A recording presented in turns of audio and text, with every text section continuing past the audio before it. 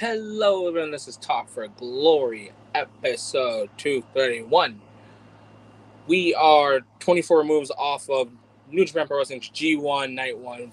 You guys are also 24 hours removed off of Talk for Glory's G1 predictions. But we are in the seasons of tournaments, and as you guys already know, where there is a podcast, where there is wrestling, especially where there is a fucking tournament, there is Talk for Glory. And today I'm not talking about the G1, the N1. I don't know what TJPW has, but we're not talking about the Dream Star. The thing we are talking about today is the Stardom 5-star Grand Prix predictions. And as you guys know, I always have a guest. So welcome. I believe I was on his show. He's been on my show. He's been bouncing back and forth between channels and stations. Welcome from Red Belt Radio, Jason. Hey, Enigma V4, good to be back. Thank you for having me for the second consecutive year. And I am very thankful we're not covering any other tournaments because this is going to be gigantic. 32 wrestlers in the 5-star GP. We have our work cut out for us. Before we even talk about like the blocks and all, let's acknowledge a very hard-hitting fact that we have no Micah, we have no Mina, we have no Tam, we have no Hazuki, we have no Shuri, and most importantly, we have no Stardom icon Mayu Iwatani. It's crazy. And if you were to tell me that B. Priestley would not only be in this tournament, but would be one of only 3 current or former Red Belt champions, I would call you absolutely insane. But that seems to be the case. That seems to be where we find ourselves. That is honestly crazy to look at. There's a lot of returns. There's people that as I said in G1 predictions, they're just letting anyone in the 5-star, huh? But the reason why I said that was because we're gonna run down these blocks. So, Jason, guess first as we dive headfirst into Red Stars. As we dive headfirst into Red Stars A. As you look at the participants, how do you feel? It's a very interesting block because there is the chance that, like many of the Grand Prix before this one, this 5-star might completely revolve around our Red Belt champion. In this case, as far as we know, that will be Saya Kamitani. Now, that being said, we still have a couple of events that are standing in the way between us and the 5-star. So there are some things that can change. For the time being, Saya Kamitani is the World of Stardom champion, and she is in Red Stars A. So that means that there are opportunities for just about any of the wrestlers in this block to really prove themselves and declare themselves as a potential Red Belt challenger, whether they win the tournament or not. And there are a lot of stories that could potentially bloom within this block, depending on how things end up panning out. How about yourself? What are you thinking about this block? So just looking at, first acknowledging our World of Stardom champion, Saya Kamitani, she has her work cut out for her, not only before the 5-star, but also within the 5-star, just because she's had such an amazing year. I think a lot of people on either side of the world, whether you're just a Joshi fan or an all-around wrestling fan, Saya Kamitani's name does come up in discussions of Wrestler of the Year. And on top of that, how can you deny her match quality, her in-ring ethic? I wouldn't even be surprised if Kamitani were to even hit like the finals, probably. She's been on such an unstoppable run this year. Yes, that's absolutely on the table. She is the runner-up, the finalist of last year's 5-star GP. And the sky is absolutely the limit for her. Extremely popular. She's helped skyrocket Stardom.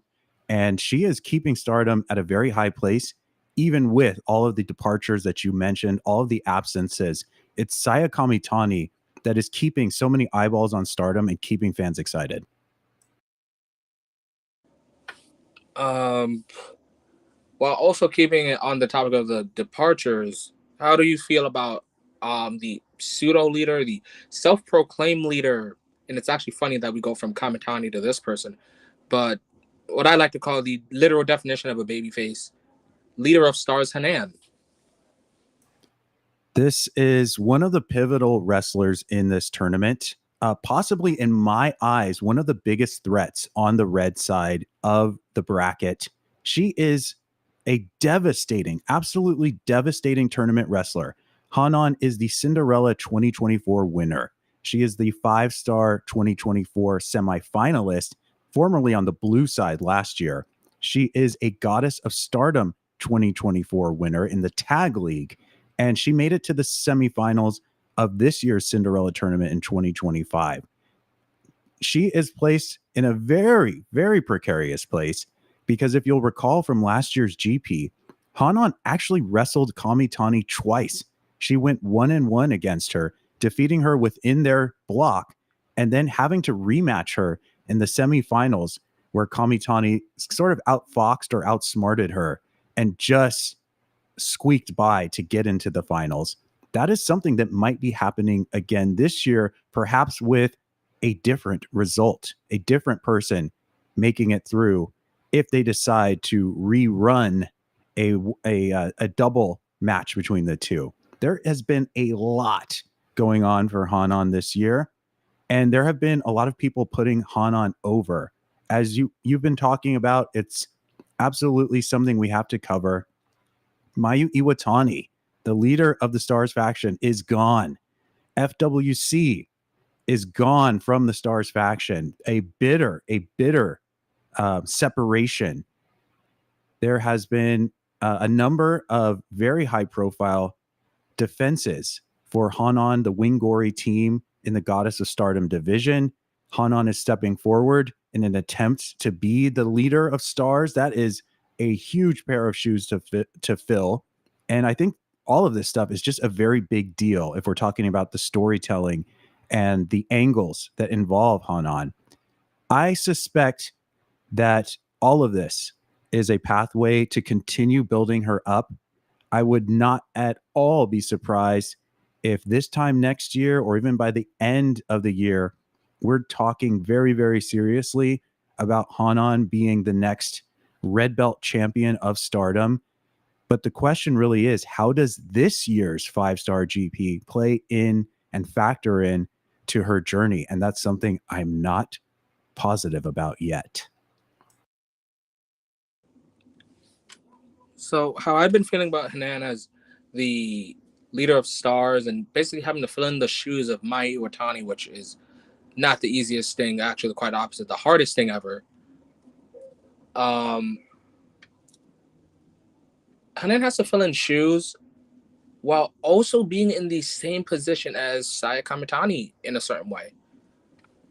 And in a way, when we're looking at Hanan and we're looking at Kamitani, we're looking at same paths, different journeys.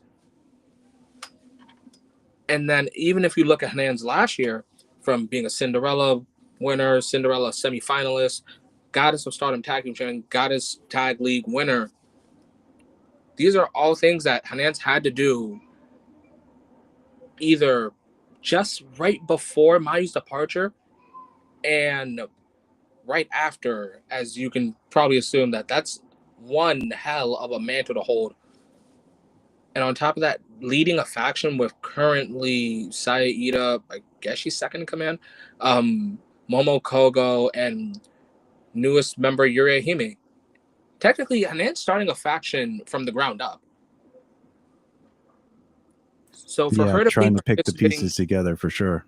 yeah, she is. She's trying to put the stars pieces back together. But for her to like go into this GP and to do well, that is something I am hoping for. But the GP definitely does make or break people, and I would not be surprised if it breaks Hanan. Yeah, things could get very dark. This is a story that is still being written, and the ending could go one of two ways. And we saw what happened to Saya Kamitani over the course of her hardships last year. You mentioned the parallels, the way some of Hanan's story seems to echo Kamitani's, but will she end up in a similarly grim place or not? That's the question. So we've bounced from someone who's fallen into darkness, someone that's as bright as the sun. Now let's talk about someone that's moving at high speed. She's fast as hell. She's the high speed champion. Trust me, guys, I'd be forgetting sometimes too. May Sierra representing Neo Genesis. Yeah, it wouldn't be a tournament in Stardom without potential spoilers and potential surprises. And there is no one like a speedster that has the potential to make a mess of these brackets. All of your favorites, all of the people you're expecting to do really well, still have to work their way out of these fast roll ups. And in Red Stars A, May Sarah is one of the people alongside Azusa Inaba that I think will be playing spoiler here in a couple of unexpected ways. I can see May Sarah getting upsets over people like Hanan, who is actually one of her worst enemies, strangely enough. And even a force like B. Priestley making her Stardom return, they need to be able to evade those fast moves. Their plans could get screwed up, and May Sarah will be one of the top candidates to do that. We also want to make a mention of the fact that May Sarah is the high-speed champion because she defeated Saya Kamitani in July of last year. So this is Saya's chance to possibly try to get a little bit of revenge against May. I'm glad that you brought up both Hanan and Kamitani's like past with May Sierra, because I think, for one, Hanan and May Sierra, they have unfinished business. It just so happens that they tend to get sidetracked with other stuff. Hanan was busy with Cinderella. May was busy with High Speed. Then they were both in different blocks for Goddess. But some way, somehow, they found their way back to each other, and they're probably going to beat the hell out of each other. While for Kamitani, I believe May Sierra is the straw that broke the camel's back. And this might be Kamitani's subconscious revenge because, yes, Kamitani did say she blamed Tam Nakano for everything wrong that happened to her, but to a certain level, maybe she even blames May Sierra. Maybe if Kamitani never lost the high speed championship at All Star Grand Queendom, she wouldn't have snapped.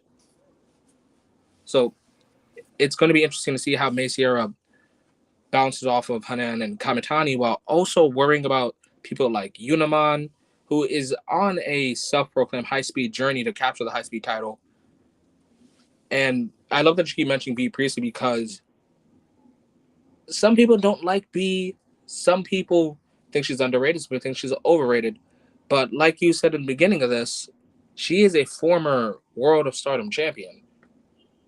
So it is going to be interesting how May Sierra tries to, I guess, speed blitz her way through someone like B. Priestley or go through the limb targeting like Azusa Inaba. She even has to go through the height difference between her and Lady C. But May Sierra's going to find a way somehow, but she definitely will be a GP spoiler.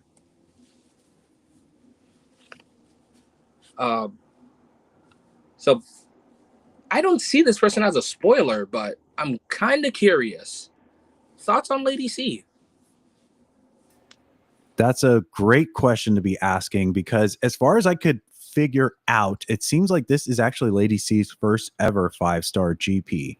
And she's actually, to me, one of the wrestlers who might, depending how you look at this, have the most to gain from having a chance to compete in this tournament. She has a lot of room to work her way up as she has not made a lot of progress in terms of the booking, how strong she's been booked. So I'm expecting her to get at least one really solid upset in this tournament. She will also possibly be able to get revenge in her own right, at the very least against Yuna Mizumori, because they faced each other in last year's Cinderella tournament and Yuna got the better of Lady C. But I think from a personal, emotional standpoint, Lady C will have her guns trained on Saya Kamitani 100%, as Saya is the reason that Queen's Quest officially is no more. She was the last bastion of Queen's Quest, and that betrayal, which was at first a betrayal of Micah, has also been interpreted by Lady C as a complete betrayal of Queen's Quest altogether. So that will be a very intense match on probably in more ways than one. Good memory because I completely forgot that Yuna Mizumori and Lady C fought in last year's Cinderella. For some reason, I keep telling myself that it was Miyu Amasaki. But when it comes to Lady C and the 5-star Grand Prix, I was kind of confused as why is Lady C in this, but then I saw people in her block, and I can't ignore the hard work that the girl has put in. She has come so close to winning artists, and I'm pretty sure somewhere down the line, God's Eye may get a chance, and it may be due to the hands of Lady C. But Lady C might be like the biggest spoiler here, because although like someone like let's say Azusa Inaba might take a look at Lady C and just think, "Oh, this is easy." She might get swung. She might get chokeslam. Lady C does have one hell of a great chokeslam. There might be a fiery passion, full of passion Lady C across from Saya Kamitani. There might be a well, actually, no, that actually is just the height difference on Lady C and Macier. That's going to be something comedic to me. But Lady C is definitely going to be someone that when she gets those wins, she's going to just wow the crowd. I think this 5-star Grand Prix is where people start to appreciate Lady C more. Yeah, you mentioned the artist challenge, and that's when we really saw a breakthrough in terms of crowd support. And if she does get some kind of impressive win that is against all odds, I think the crowd will really react in a big way and show her even more support than ever. So that's a good point. Another thing to your point about the height disparity is each block, every single block in this tournament has some sort of giant that will be imposing against the other wrestlers. And in this block, pure height wise, Lady C takes the cake, but we've also got B Priestley, who's going to dwarf a few of the people in here Yeah, and kind of throw them around a little bit. that's going to be funny to watch. And now it's time for something that I've been avoiding purposely, but also because I'm curious to know your thoughts. And that is the Moonlight Fantasy Waka Tsukiyama. Yeah, I think it's a good idea to place her kind of in the middle of this discussion. She's definitely not the first person to bring up, and then you don't really want to end the discussion of this block on Waka. And nothing against her. I actually give her a lot of credit because she is the New Blood Tag Champion, one half of the New Blood Tag Champions, and she has been holding this belt since last December. I think they have about 4 defenses, and they are very much representing for the New Blood scene and doing a great job headlining the majority of those shows. Unfortunately, aside from that, it's not really a lot to be saying about Waka Tsukiyama in this tournament. She is representing EXV, which does not currently have a leader present. Micah, as you brought up early on, will not be participating in this tournament. She is out recovering from injury, and she is the 2024 5-star GP winner. So this bracket on either side is wide open. The GP crown is there for the taking. As far as Waka's concerned, I'm expecting her to get between 0 and 2 victories for a total of 0 to 4 points in this tournament. And that's about all I can say. Oh, thank God you also had 0 on your mind. I was under the impression that, okay, Waka is for sure going to be spoiler because although Waka's like had a kick-ass year, just like looking at the people in her block, there are some monsters here. But all it takes is I forgot which commentator said this. All it takes is 3 seconds in wrestling, and I can definitely see Waka like get a shocking win, maybe even over like Maciera. Maybe Waka can get a pinfall over the high speed champion. And although again Waka's had a pretty good year, I think the 5-star is not where we see that. I think Waka will probably shine a little better in something like Goddess Tag League. Yeah, and we should let people know, for anyone out there who is not familiar with the 5-star, you should actually expect there to be some number of upsets in this tournament. The people who would win the matches on paper are not always the people who win in reality. So Waka can upset someone. We don't know who. It's hard to predict, but it is very much live and it is very much on the table. The possibilities are endless for sure. But speaking of endless, let's talk about someone that has endless potential, and that is the younger of two sisters. It is the new JTO, Queen of JTO Women's Champion, Azusa Inaba.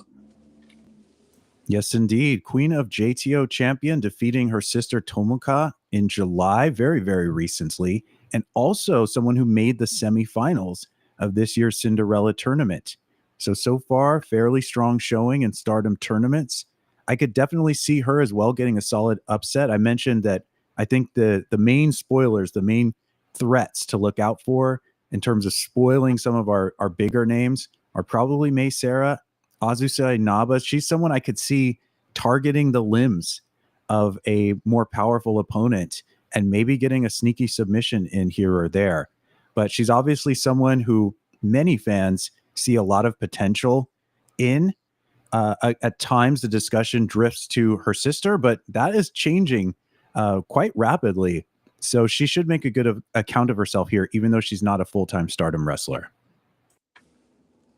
Uh, because I've only seen Azusa in a majority of tag matches, this 5-star, which I'm actually really surprised that they put her on the 5-star.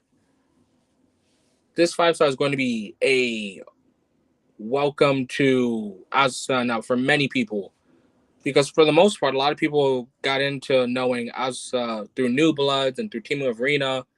So not a lot of people are familiar with her submission work, with her limb targeting work.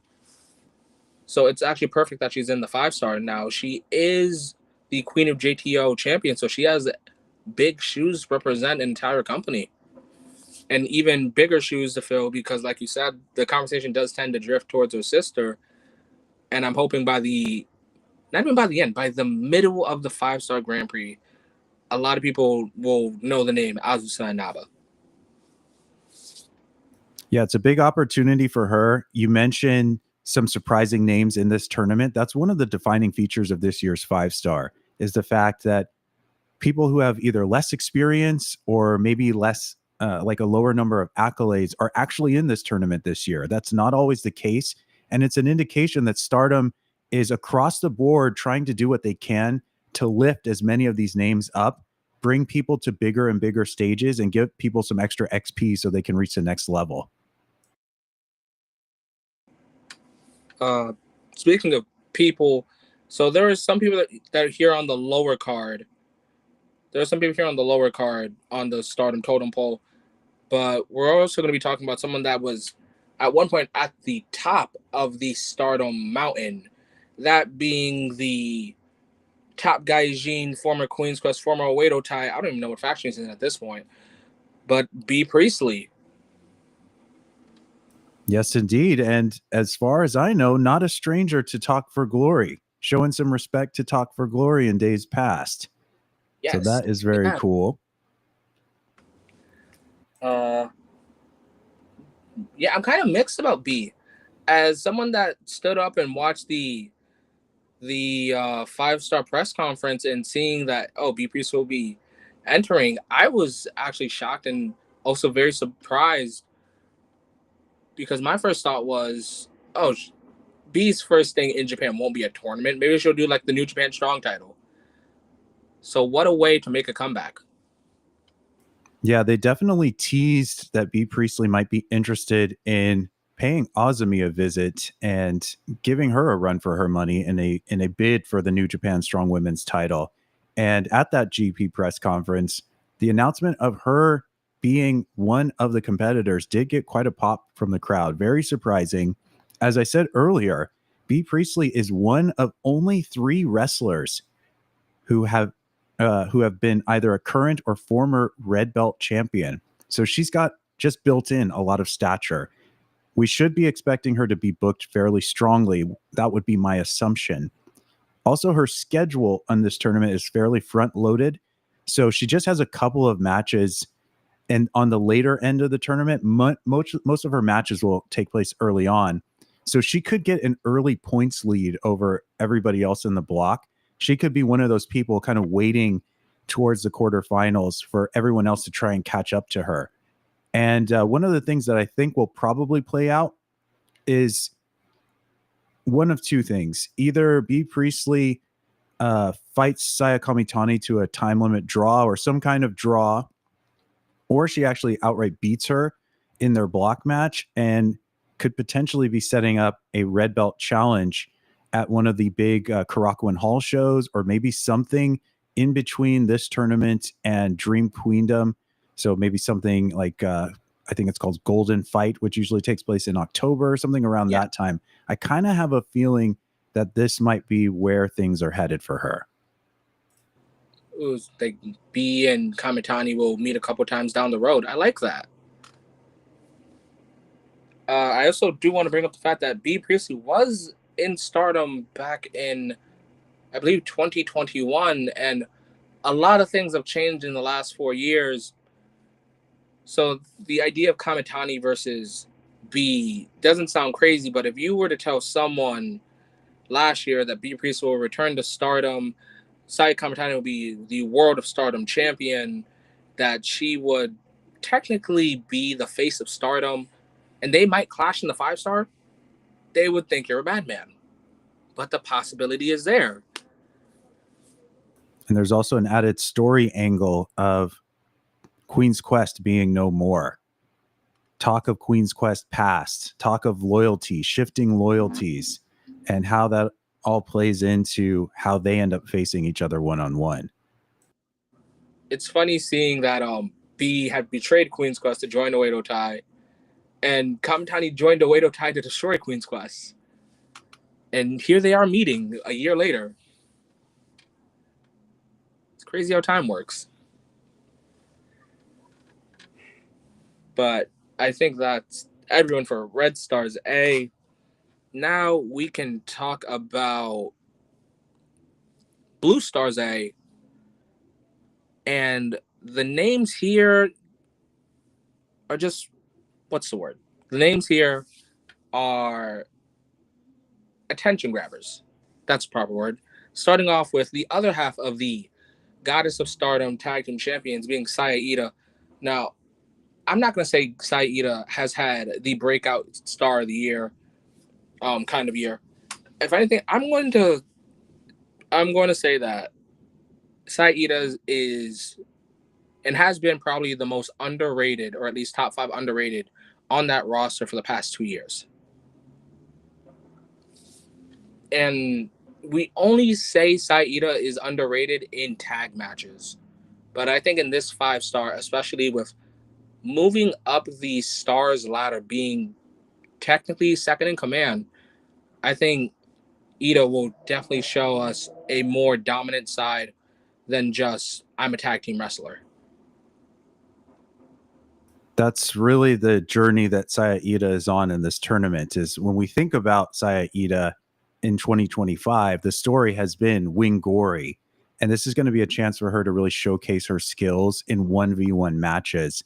And I like the idea of the possibility of Yuria Hime making it into this tournament, because over time, in sort of an unexpected turn of events, Saya Iida has kind of become Yuria's mentor to a degree. And one of the defining things in this block, when you say that the head turning names and everything, is there are a few people in this block that could play the role of a dark horse, someone who might really level up and actually clear the block and get into the next phase of the tournament. And Saya Iida is absolutely on that list of people. Now, thinking about how Saya Iida also factors in not just as a solo competitor, but for just a moment, what does Saya Iida, for getting further in the 5-star, would do for stars, as stars as a factor kind of looks like a collapsing building trying to stay together.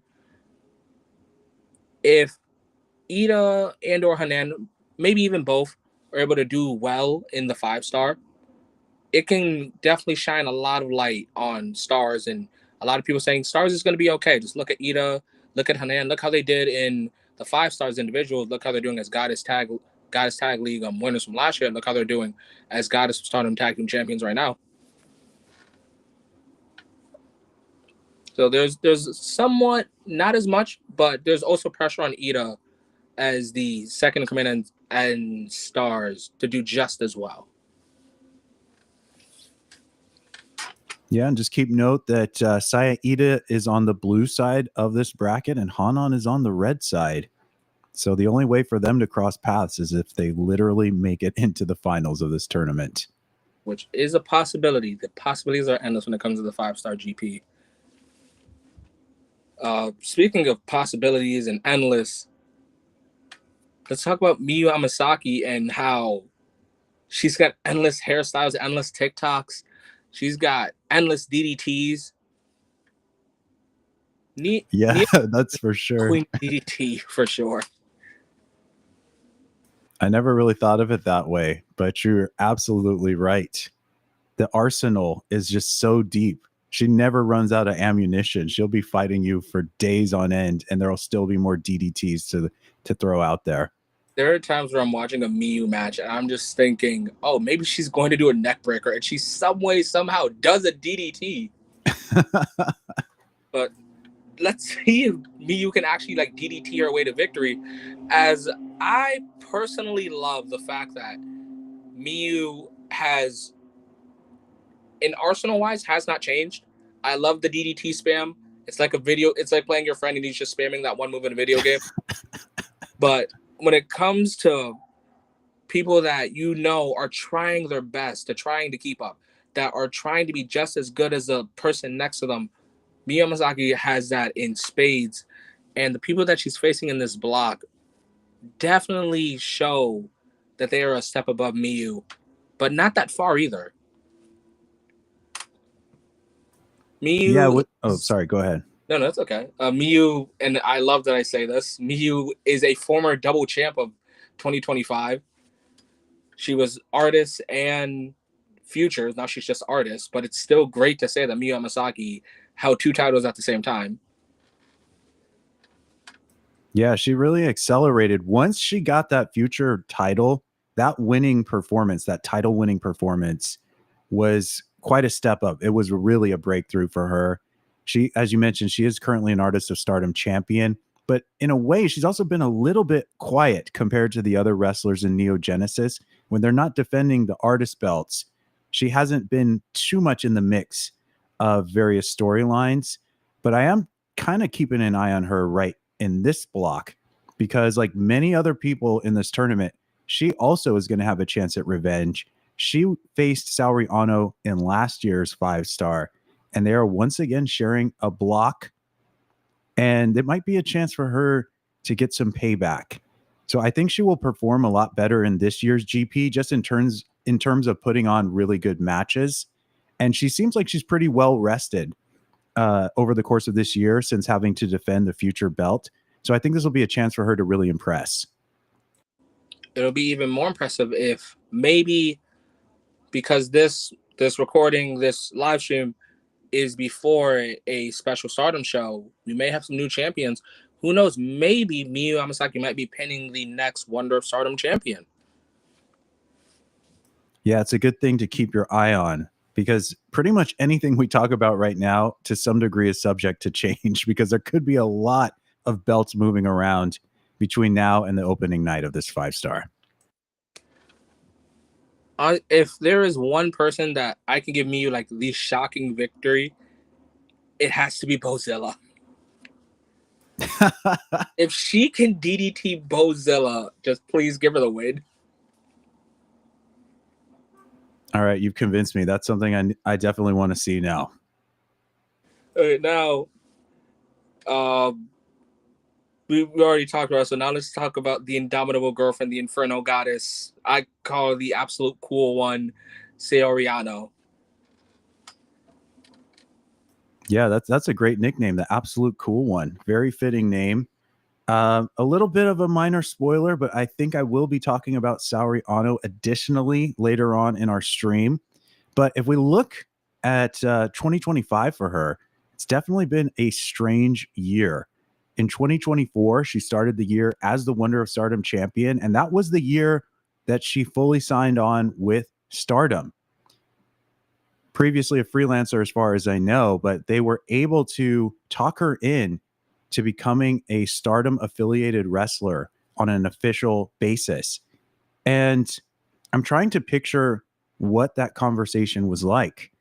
And for 2024, it makes total sense. She starts the year as Wonder of Stardom champion. She gets to get into a very intense storyline with not only her close friend Natsupoi, but with a bitter rival in Mika Iwata. She gets to compete in Stardom, Sendai Girls, and elsewhere, and trade belts back and forth in this very endless seeming rivalry. She even gets to become an Artist of Stardom champion with Cosmic Angels in 2024, alongside Natsupoi and Tam Nakano.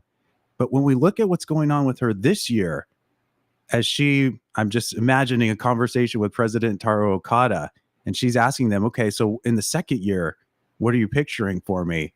And they say, well, you can do a produced show with Natsupoi, a 10th anniversary show where you guys get creative, free reign, and you get to perform.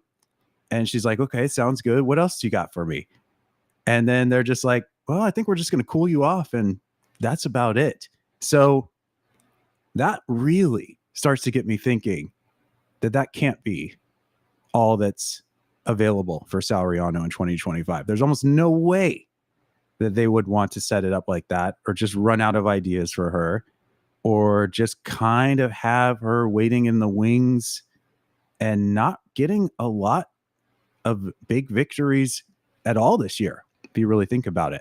So I will say that there's a very mysterious sort of aura around that. And I'll circle back around and talk more about Saori Anou and what I think might actually be happening with her as we progress along the tournament structure. I love that you also could see that it is very night and day who Saori Anou is 2024 and who she is 2025, because she was so active under 2024. As you said, she walked in as Wonder of Stardom champion. Then she won the Sendai Girls Women's Championship, and she also won the Artist, and she was just very all over the place. So when 2025 rolled around, there were a lot of people that were saying, okay, sometime in 2025, Saori Anou may win the World of Stardom Championship, or maybe she wins the 5-star. But it's hard to sell someone that dream when you just explained Saori Anou's 2025, and it's just, well, what has she done this year? And it's just, well, she produced her own show that had nothing to do with Stardom. Yeah, it does raise an eyebrow, that is for sure. But if we like just the entire Stardom run of Saori Anou, I could still see a world where she is getting some huge pinfall victories here. And hopefully, just maybe, she could be getting those pinfalls that just circle her back to a title match, even maybe beating Saida and trying to get a second opportunity at the Goddess of Stardom titles. Yeah, you bring up a good point, because that is one other thing I do want to mention about Saori's block just for right now, is that when you're looking at these other competitors, historically Saori has been booked fairly strongly, and we are very, very much aware that Bozilla is going to be a challenge for everybody in this block. But outside of Bozilla, this is a very beatable block for Saori Anou. I could see her getting over just about everybody else. And so she's got a pathway. There is a light at the end of the tunnel if she can hang in there and not drop too many points. So we'll talk about that a little bit more when we advance and start to think about who's going to progress. But this block is doable. It is very much possible to get out of this block, certainly for her. So you say doable for Saori Anou. Now we're about to transition into what I like to call our first spoiler of the block, being Aya Sakura. Yes, Sendai Girls Junior champion Aya Sakura, also of Cosmic Angels. So we have some interfaction warfare potentially between Saori and Aya. And I'm looking forward to most of Aya Sakura's matches in this tournament. It's definitely hard to properly place her in the block. She is a champion. She is at the same time one of the least experienced wrestlers in this blue block. And so I can kind of see a couple things happening. I definitely won't be surprised if Aya Sakura is struggling to get points, but I also won't be surprised if she is one of the people who is in contention to make it to the quarterfinals. Either way, I'm definitely optimistic about the quality of her matches, and I really can't wait to see how they play out.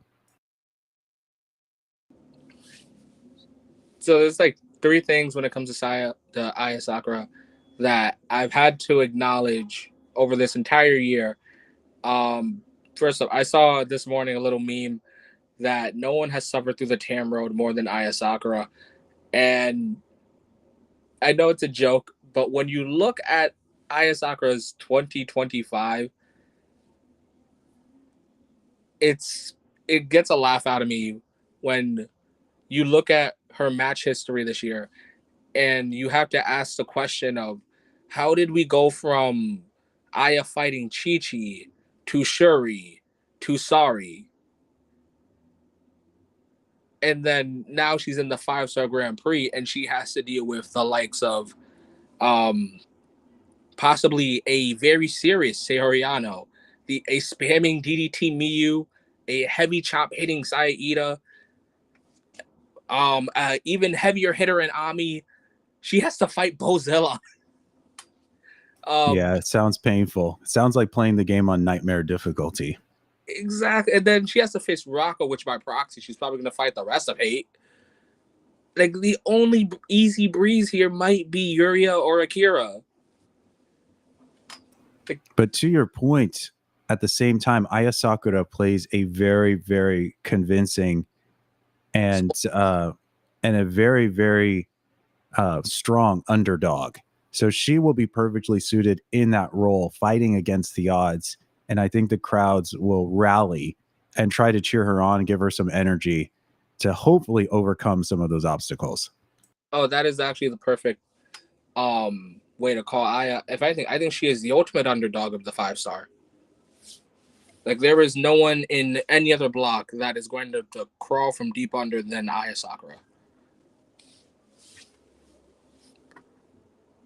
But speaking of having to crawl from down under,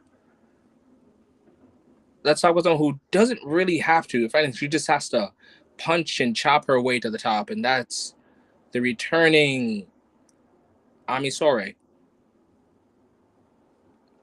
Yes, indeed. A big exclamation point for this wrestler. Maybe not a wild card, but someone to watch. There is a spotlight placed on Ami Sore, and Stardom has kept her relevant for the bulk of the time that she's been out with injury by placing her at the commentary booth on pretty much every show that they could possibly do that. And now that Shuri is out, really makes you wonder. The leader of God's Eye chooses to take her leave of absence just before the 5-star, which is allowing these other God's Eye wrestlers to get more shine, to get more of a spotlight, to get a chance on a bigger stage. We know that Ami Sore was booked quite strongly in tournaments prior to her injury. She is the 2024 Cinderella Tournament finalist. She's a 2024 Triangle Derby winner. She was the 2023 Triangle Derby runner-up. We have not seen Ami Sore in any one-on-ones since returning, which is very smart from Stardom. Very, very strong strategy to keep her true power level a bit obscured, a bit hidden.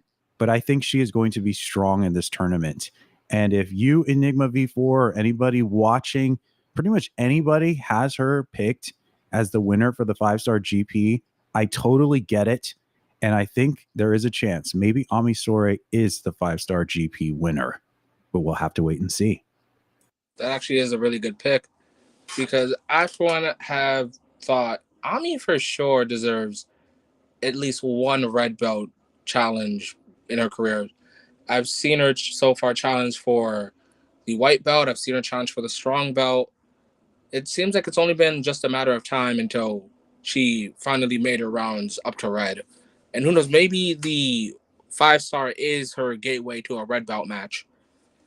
She was injured, but she was on commentary, so it's not like she's just going into this blind. I'm sure she's going to be familiar with everyone's tactics, everyone's in ring.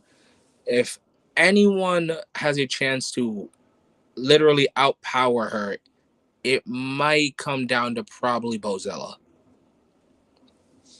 Yeah, that'll be a fun match. There's going to be a lot of power, a lot of collisions, a lot of clashing, massive detonations, massive explosions.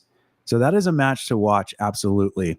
But we do want to keep in mind that at Ami Sore's return match at the conversion, the very first thing that happened at the end of that match is that she did stare down Saya Kamitani. They had an exchange of words, and Ami Sore vowed to take down Kamitani, to take her from the top of her throne and take her place.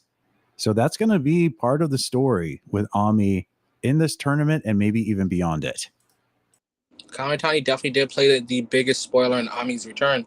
Me personally, I was expecting it to be the likes of Konami, Well, but Konami has that animosity with God's Eye. So Konami could turn into a bitter nemesis for pretty much anybody from that faction while Shuri is out, I think. oh yeah, just a lot of people.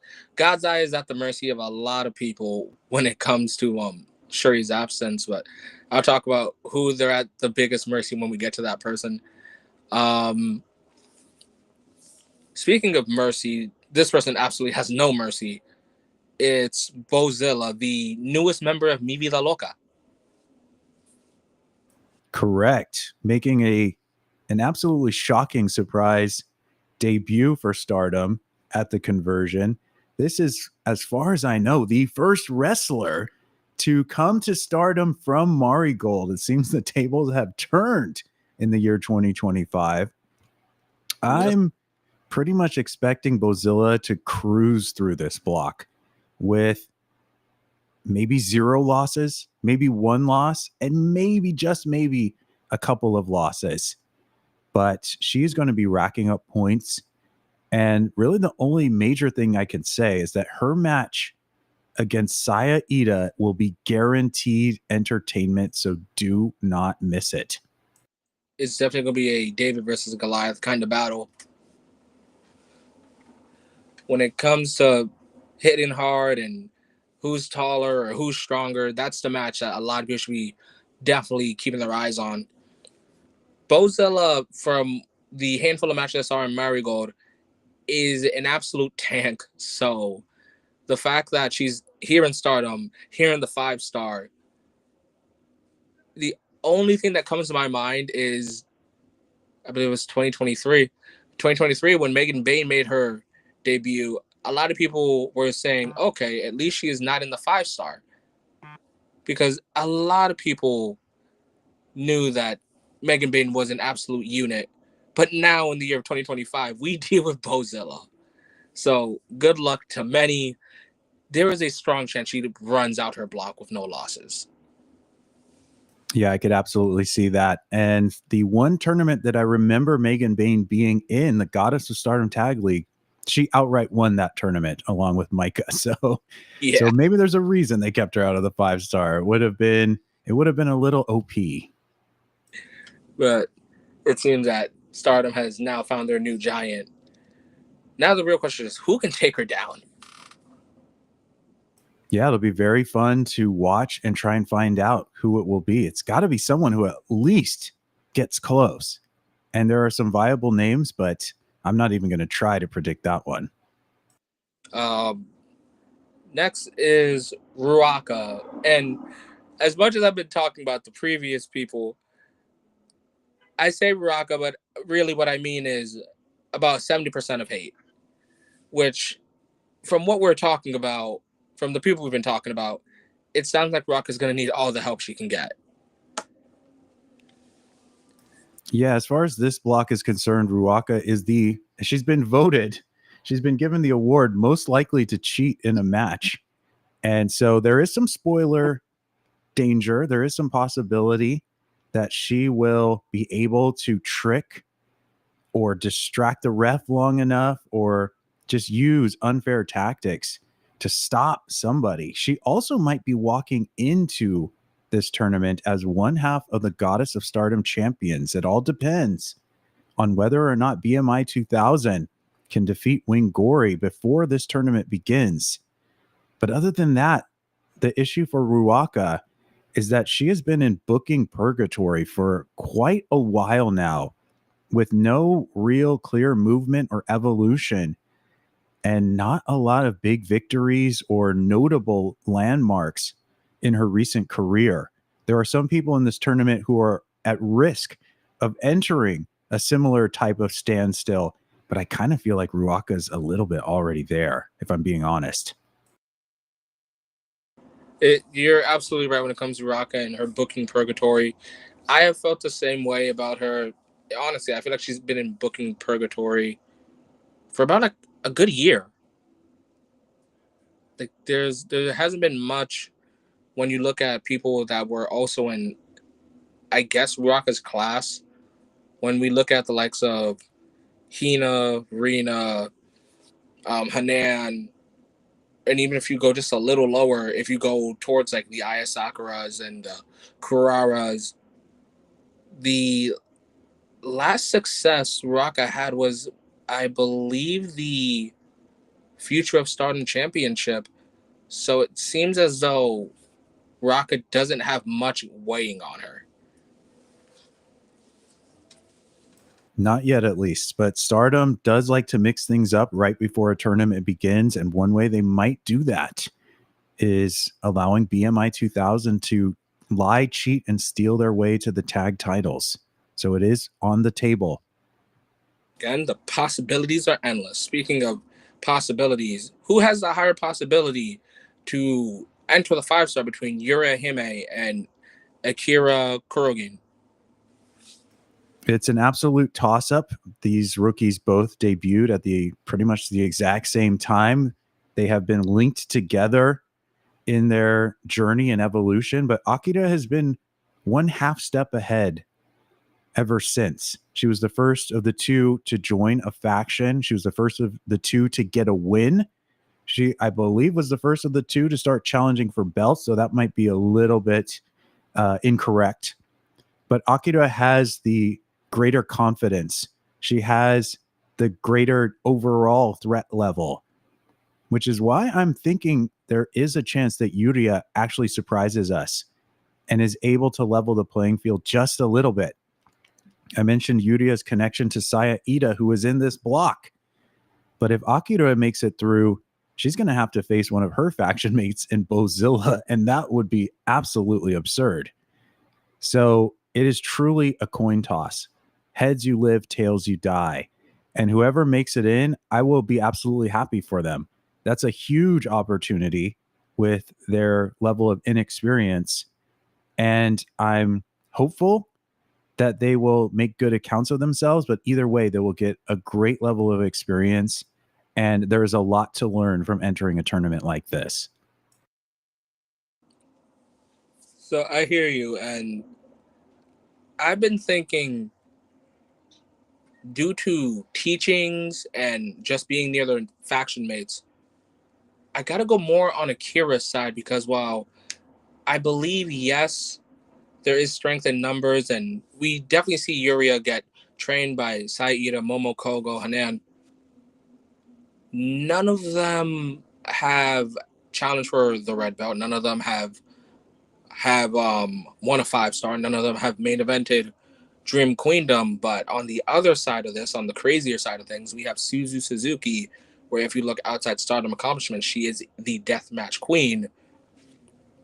And it would be a lot easier for Akira to learn, as I probably assume that she is a fast study, a quick learner. Suzu probably does a better job at teaching Akira on how to get from point A to point B than Stars does for Yuria. Yeah, if we compare them head to head, Yuria is definitely the less intimidating of the two. So she will have to really pull a rabbit out of her hat if she will be able to make it in. But next we're gonna go into Blue Stars B. So it's great that we just talked about Suzu because, oh man, earlier I said that God's Eye is going to be at the mercy of a lot of people, and it's time to talk about their biggest op, that being the Sun God. I know, I know someone's like the number one Sun God fan. She is the new IWGP Women's World Champion, former Marigold World Champion. She is the conqueror of worlds, basically. Sorry. Yes, a nuclear level threat, a huge threat in this tournament, a Super Saiyan level threat, the current IWGP champion, who, as you implied, did defeat Shuri at the conversion in an absolute match of the year contender. And she is now starting to poke and prod at some of the wrestlers in Stardom. She seems to be feuding to some degree with Saya Kamitani herself. She's also gone a little bit back and forth with Momo Watanabe online, who is also a member of this particular block. Could some of this feuding be leading towards a title? Could Sari be going after the red belt? Could Saya Kamitani ultimately be going after the IWGP belt? Or could this actually be teasing a 5-star GP final between Sari, who is on the blue side, and Saya Kamitani, who is on the red side? It is a major question to be keeping in the back of your mind. As we know, Sari is really good at building up hype and building up animosity, and then allowing that animosity to absolutely explode on the canvas in the center of the ring with the ultra violence that she seems to so very much enjoy. And the big match here in this block, there's probably a couple when you think about Sari, but the one I've been hearing mentioned time and again is Sari versus Momo Watanabe, which will be an absolute barn burner and is absolutely a match for the people. Yes, that match is truly for the people. That match is for the sickos. That match is for people that truly love fighting spirit, all the things in the world. But it's basically Sari versus the world, as she wants no ally. She wants everyone to be against her. If anything, I think Sari, being the great conqueror that she is, unites people. I'm pretty much convinced that this entire block is united to take down Sari. Momo Watanabe might be our best chance, just because I have said time and time again that Momo Watanabe is a seasonal tryhard. When it comes to a tournament, that is when we see the best of Momo. And the 5-star is probably like the best tournament to see the greatest of Momo Watanabe. But Yeah, sorry, go ahead. Oh, I was gonna say, but Sari is an entirely different animal. If anyone has seen her work in Marigold, from taking over, she basically took over the company, to then producing her own shows, having that absolute barn burner with Shuri, and then having another one, and then producing her other show, feuding with Sai Kamitani. And then now she has to do this.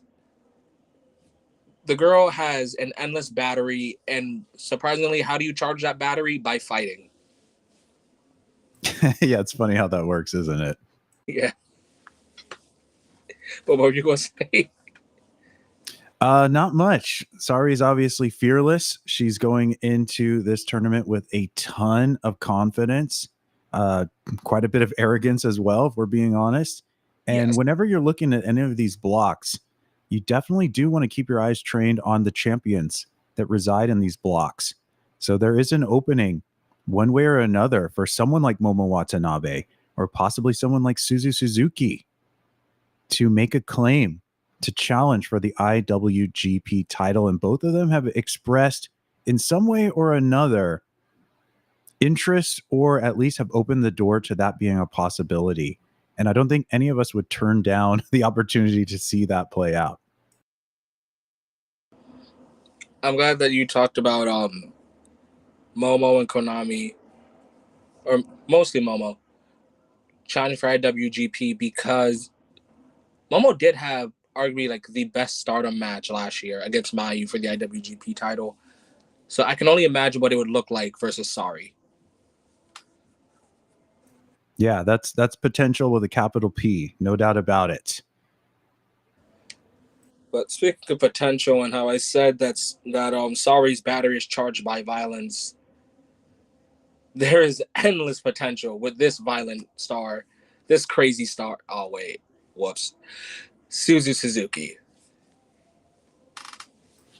Yes, and if I'm not mistaken, I think Suzu Suzuki is the only former 5-star winner in this current tournament. I'm kind of glossing over all of the names, so we'll put a pin in that. But I think she might be the only returning. You're absolutely right.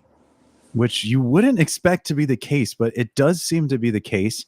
Suzu Suzuki, the 2023 5-star GP winner, and now the leader of the Mi Vida Loca faction, a very chaotic faction involving people from all across the map. And she does seem to be building a little bit of heat. I've seen on social media just a bit of a back and forth between Suzu Suzuki and Sari. So maybe she does manage to beat Sari in this tournament or fight her to a draw. That's very, very much possible. I can and definitely see that could turn into an IWGP challenge in its own right. For some reason, the idea of Sari versus Suzu, I could really imagine it going to a time limit draw, not because they're unable to pin each other, but because both of them are just having way too much fun here. Right, exactly.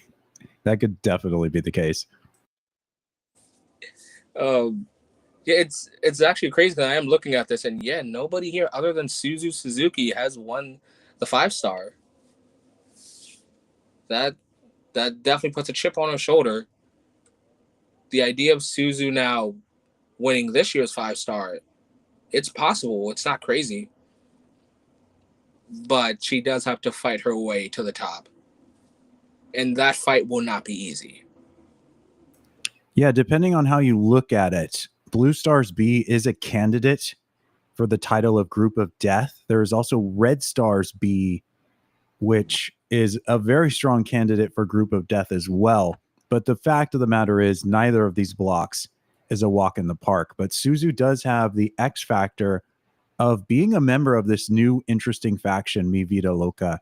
And she's also someone who I think made it to last year's quarterfinals, I think.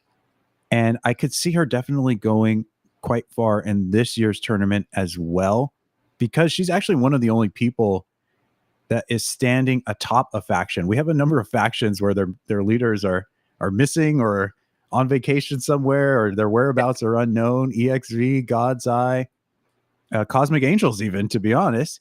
All right, Cosmic Angels has no leader. Wow. So Suzu's in a rare category for multiple different reasons. So I'm really picturing them booking her fairly strongly on this particular run. I just see a perfect comment, a perfect segue. Special shout out for Mark. Good evening, friends. You guys sound great. Also, I'm going to read all your comments when we go to the final parts of this. But he did ask, did I miss the part where we all agree Watanabe wins? No, but you are an exact perfect time where we talk about this seasonal tryhard in Momo Watanabe. I love Momo so much. Yeah, I mean, this is definitely her time to draw viewers in and start to really turn things up, because she's not one to really hit the brakes during the 5-star, if any of the former performances are to be believed. So there is definitely that going for her. I think Momo probably has the best case to win her block, just because again I constantly call her a seasonal tryhard and that she puts on the best of matches. But I do see a possibility where, if not challenging for IWGP, I could see a world where Momo Watanabe definitely hits semifinals. Yeah, we're stuck in the multiverse right now with many possible worlds and many possible outcomes. But I think the story of Momo Watanabe is a lot bigger than that. Like, this name in this tournament is one of the signature names that needs to be talked about, we need to do some thinking about. I don't think it's just about, how good the matches are or what kind of title she goes after. I think there's a lot more on the line. I really do think that this tournament in some ways is make or break for Momo Watanabe. I think there's a sense, at least in my mind, that some aspect of her character is facing sort of like a now or never type of stage. Ooh, that is a desperate Momo Watanabe, and I think we do need to see that. How many 5 stars? How many good matches? How many? Oh, I didn't win, but I get this title match opportunity is enough for Momo before she finally cracks under. Forget all that. I need to win the 5 star. Yeah, I feel like something really, really has to give. Something has to move, whether it's a new layer to the storytelling, it's a new character direction, it's some giant victory that she has not yet been able to, return to that former glory. Otherwise, if this is kind of lackluster, or she's just doing the same tricks, trying to use the same baseball bat swings and not always connecting, she might just be stuck in a holding pattern that we're starting to really see with her. And for a big part of this year, I was really expecting some big changes for Momo Watanabe, them to flip the script, them to give her a new avenue, a new opportunity. And if that doesn't manifest itself in this tournament, I'm going to start to lose that hope. I'm going to start to lose that expectation. We gotta call it like we see it. And she is extremely skilled, extremely watchable, extremely charismatic, extremely supported, especially by American fans when she Oh, for comes to sure. visit. She's got a lot going for her, but the booking itself sometimes makes her look like a very talented, a very violent, a very standout, I would say, high level gatekeeper in some of these resolutions and some of these outcomes. And if they keep her in the middle of the road and they don't have any angle to really work with her as a character, as one of the members of Hate, who have like 8, 9+ people in the group, if she can't stand out any further than she has, then she might really just be frozen in place. And I don't want that to be the case. I just want to throw this out there about maybe like a month ago or even 2 months ago. I remember talking to a lot of my friends about Sai Kamitani and the upcoming show, The Conversion, and I saw that Scotty Wrestling also had the same idea, that a lot of people are under the impression that we might get Momo versus Kamitani for the red belt at the Conversion. Sadly, that didn't happen, but you tend to go down a rabbit hole about wanting Momo Watanabe to do this match or that match and win this and win that, where it even goes back even to last year during the IWGP title match against Mayu, where people were hoping for a face turn. And I'm starting to agree with you, Jason, that this could be make or break. Like, maybe from historic X crossover to now, it's just been small cracks, and this 5 star might shatter the glass house that is Momo Watanabe. Yeah, so definitely keep your eyes trained on her block and the evolution of how that bracket starts to look. Who is racking up points? How things are starting to pan out from week to week, because I feel like we really need this. We need something to develop for her, whether she becomes an absolute monster in this tournament, just something. We need something. Otherwise, I'm really, really, really grim in my outlook for, the next little while of her career. So while we look at what's left of Momo Watanabe's career, let's talk about someone who's in the uprising of her career, has a bright future. That is the future of Stardom champion Hina. Yeah, someone who was considered kind of the odd sister out in the trio of Hanan, Rina, and Hina. She was at times considered just the one that is also there or the one that doesn't stand out. But that's very much changing. Hina's Future of Stardom reign has allowed her to develop and really take up a place that does this belt justice and does her position at the side of Rina and Hanan quite a bit of justice. She's done a solid job as a champion. And I think she'll be favored against a couple of the people in this block already because she has more acclaim than people like Rana Yagami and Momo Kogo. But she will be an underdog against the other wrestlers. And if the hunch I have ends up being true, she might even be entering this tournament as a former Future of Stardom champion, which could add a whole different dynamic, put a giant chip on her shoulder, but also usher her in to the next level of the Stardom rankings where she's trying to level up even further. I expect her to perform well. I do expect her to probably or maybe get a solid upset somewhere in this block, but it's really hard to pinpoint where. I just have a feeling that she will overperform for at least a portion of this, and she will already be favored over people like Rana and Momo Kogo. Hina has definitely had one hell of a year. She's definitely stood out. She's finally broken away from just the third sister or the not Rena. When it comes to who Hina is now as a wrestler, a lot of people are starting to open their eyes to Hina's moveset. She's more of a powerhouse even, and that's something crazy that a lot of people wouldn't have thought 2-3 years ago.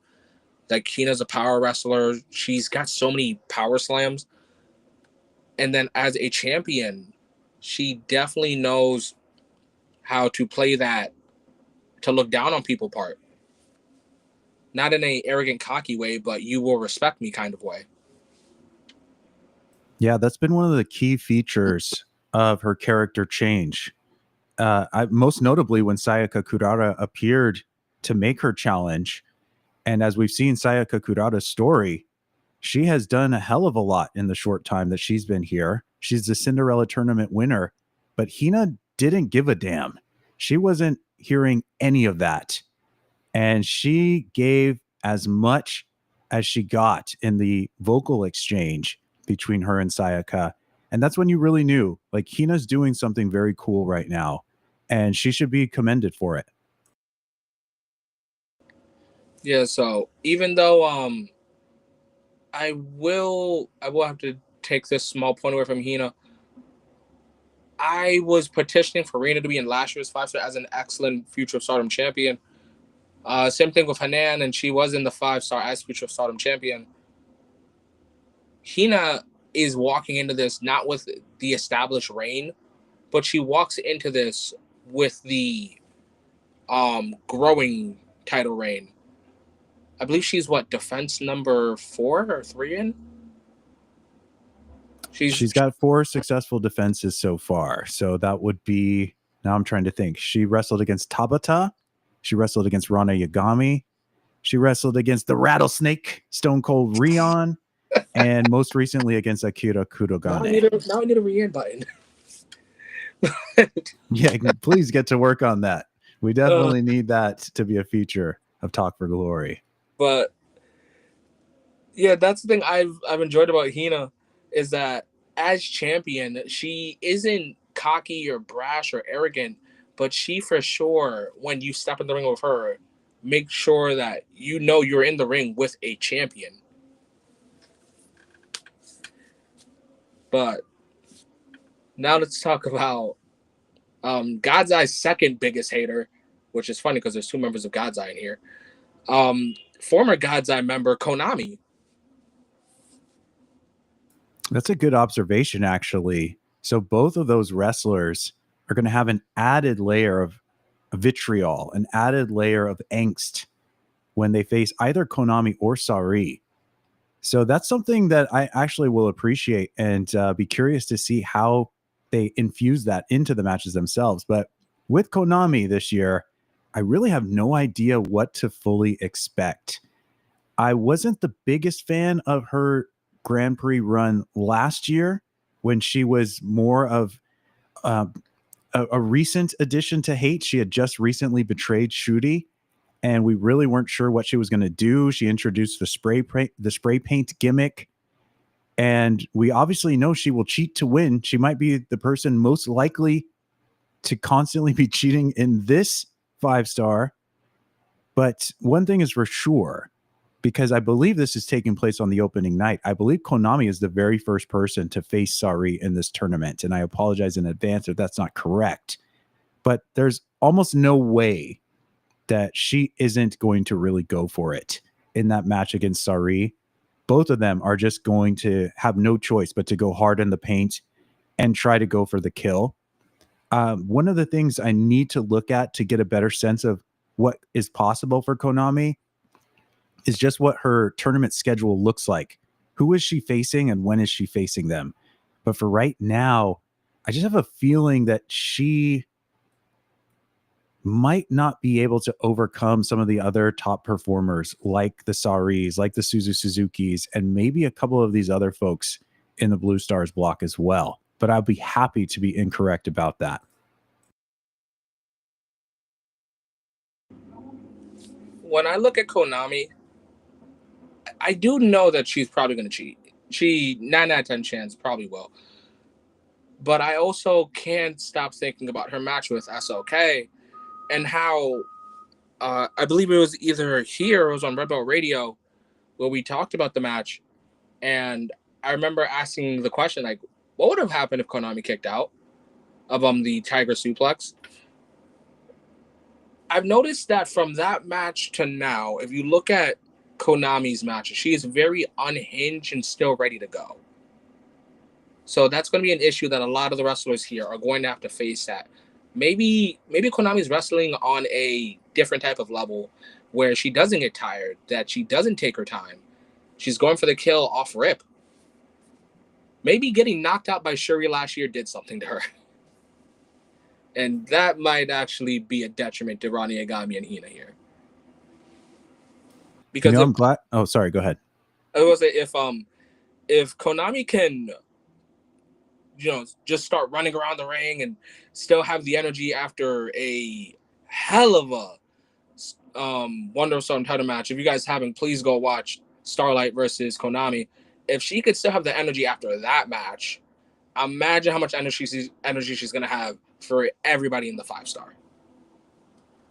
Yeah, I'm definitely glad you brought up that aspect of her character work recently, because that's something I didn't factor into my analysis. So I'll definitely concede the point that Konami has taken things to a much harsher degree. And as a villain, if we think about the people who are occupying the hate faction and doing some pretty damn despicable things, Konami's up near the top of that list. You mentioned the match against Starlight Kid, but that wasn't the end of her tormenting Starlight Kid. She and other members of Hate stole the artist belts from Neo Genesis and were pretty much refusing to give them back for a good while.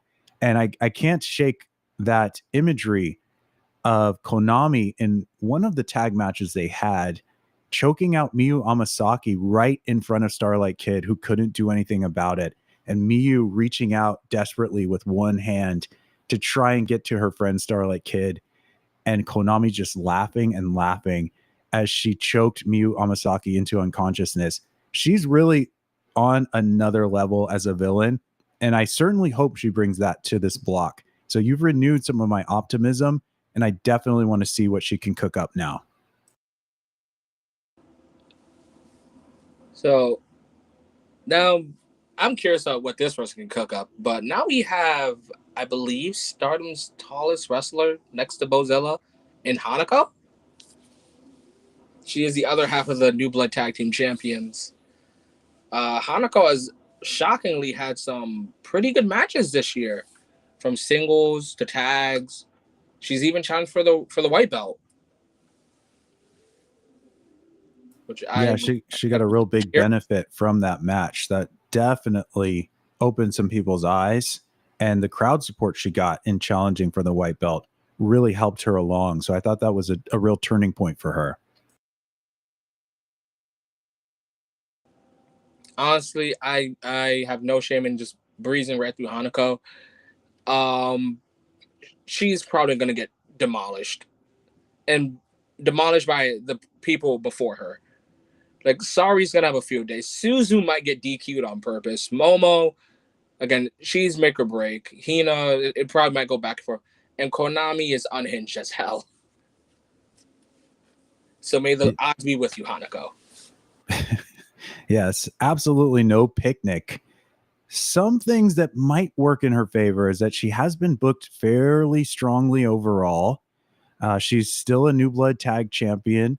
She actually was one of the finalists of last year's Goddess Tag League, and she was the only wrestler that I can recall from this year's Cinderella that didn't actually lose their match. She and Aya Sakura fought to a time limit draw.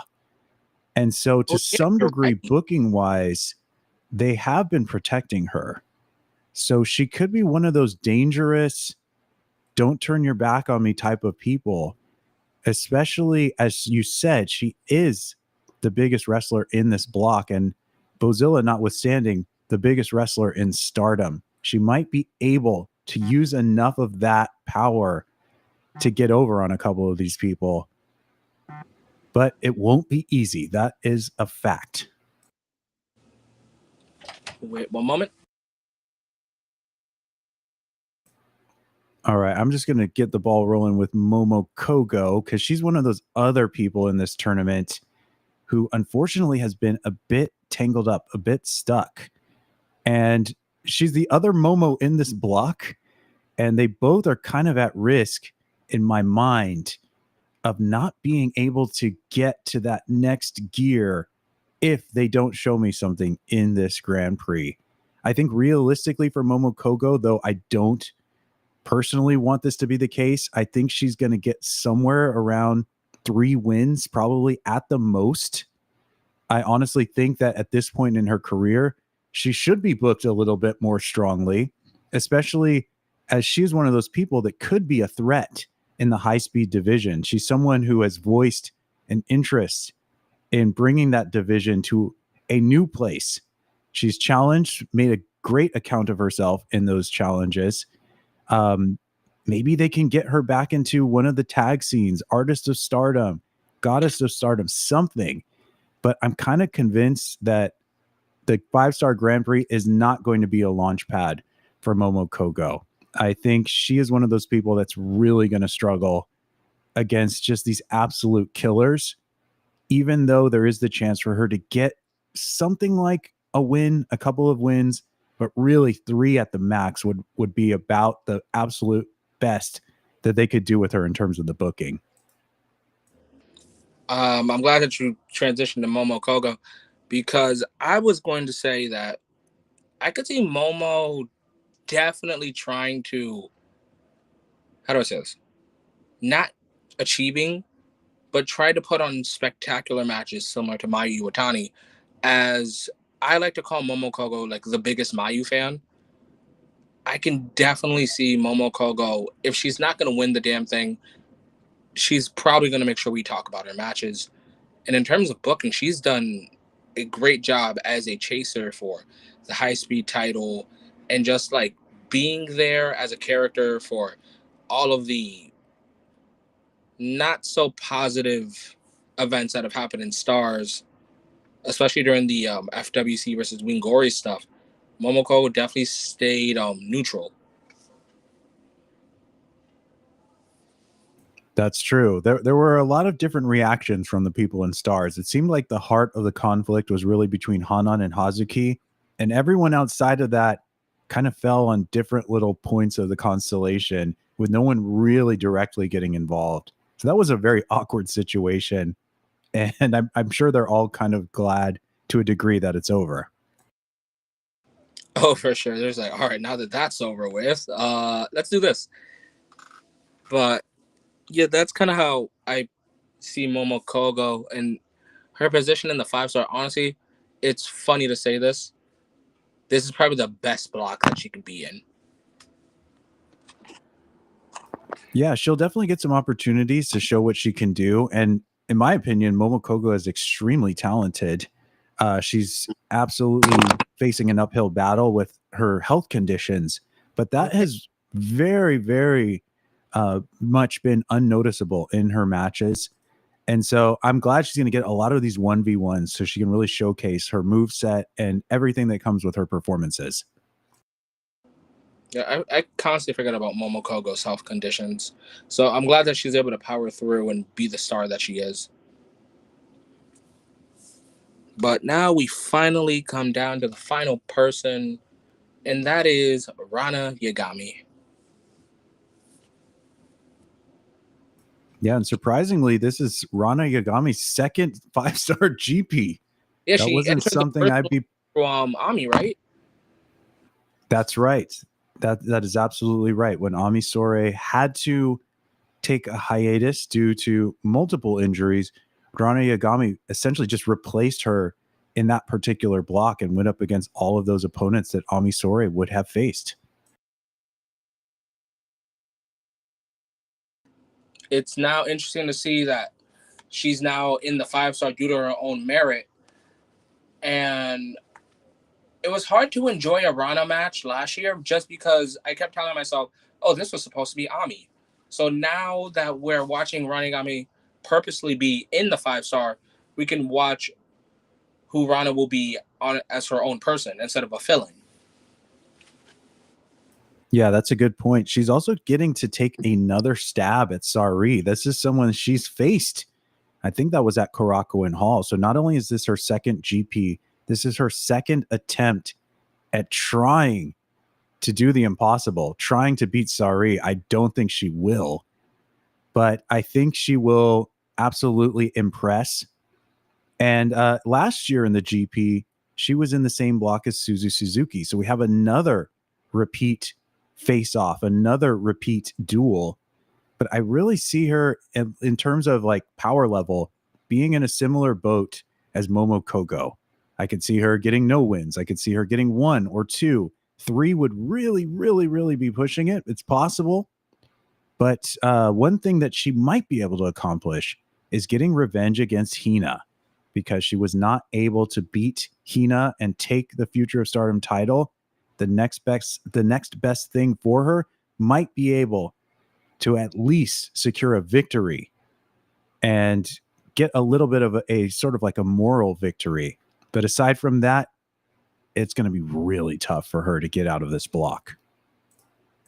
Yeah, Rana for sure is fighting literally from the ground under. But I don't think if Rana's goal is let me win the 5 star, it's definitely at least I can at least beat Sari. So there might be like a hidden goal here. Who knows? Maybe it's even let me beat Konami as well. Well, good luck to her. If those are her goals, then she's going to need a lot of luck. It's going to be one hell of a battle for the big striker that is God's Eyes, Rana Yagami. So now let's hit our final block, that being Red Stars B. And we're starting off with the current Wonder of Stardom champion, that being the Sky Tiger, Starlight Kid. Thoughts?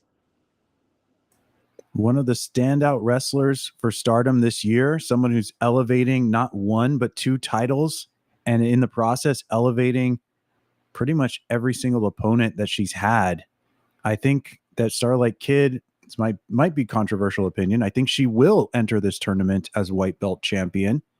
And I think that the very first person she's facing, Tomoka Inaba, will fight her either to a draw or beat her outright. And I think Tomoka Inaba will be someone who will absolutely be earning a white belt challenge. I think there's a good chance that Starlight Kid will get a match of the year contender out of somebody in this block. She has a tendency of being able to do that quite well, and that will be a second match of the year contender at the very least, sitting up alongside her defense against Rena. And let's keep in mind that, you know, there are a lot of really impressive names here. There's a lot of like awesome matches that are going to come out of this block. But let's just keep in mind that Starlight Kid was the very first match ever of the Rattlesnake, Rion.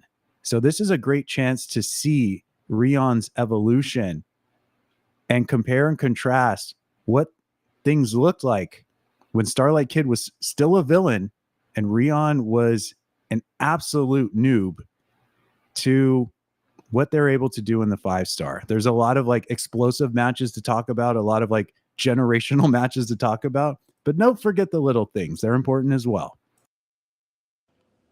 Starlight Kid is probably going to walk out of this as the 5-star MVP. But more importantly, Starlight Kid, like you said, has elevated 2 belts. Hell, she's probably even elevated more superstars than most this year in Stardom. When it comes to a Starlight Kid match, you definitely don't forget it. You don't forget her match with Rena. You don't forget her match with Konami. You don't forget her match with Hanako. Starlight Kid, as an individual, has been, no pun intended, the light of Stardom this year. Now, will she be walking out of the 5-star as the winner and possibly even the white belt champion? Those are, again, some possibilities.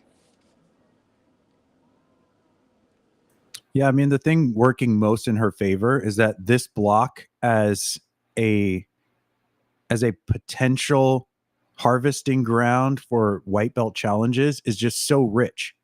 There are so many people in this block that would be great white belt challengers. When you look to Salary's block, there are people there, but it's not as exciting, not even close. So that is one really big incentive for Starlight Kid on top of her popularity and on top of the amazing things she's doing. So I'm just going to say, I think she's going to be the champ going into the tournament. If I'm wrong, I'm wrong. Glad you were talking about popularity and all these things, because the next person that we're going to be talking about is a very popular person, especially in the States. She has challenged for the white belt. She is a current double champ, just like Starlight Kid. They're in the same faction. She is an incoming long intro, guys. I've missed this so much. She's the high-speed bomb girl, the undeniable, absolute fucking ace. She is no longer, sadly, the queen we love, the queen we need, anything like that. But she raves, she parties, she drinks.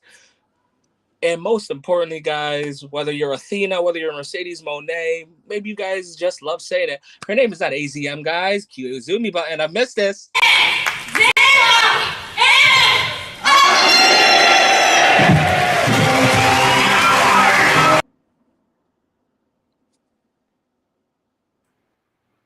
Well done.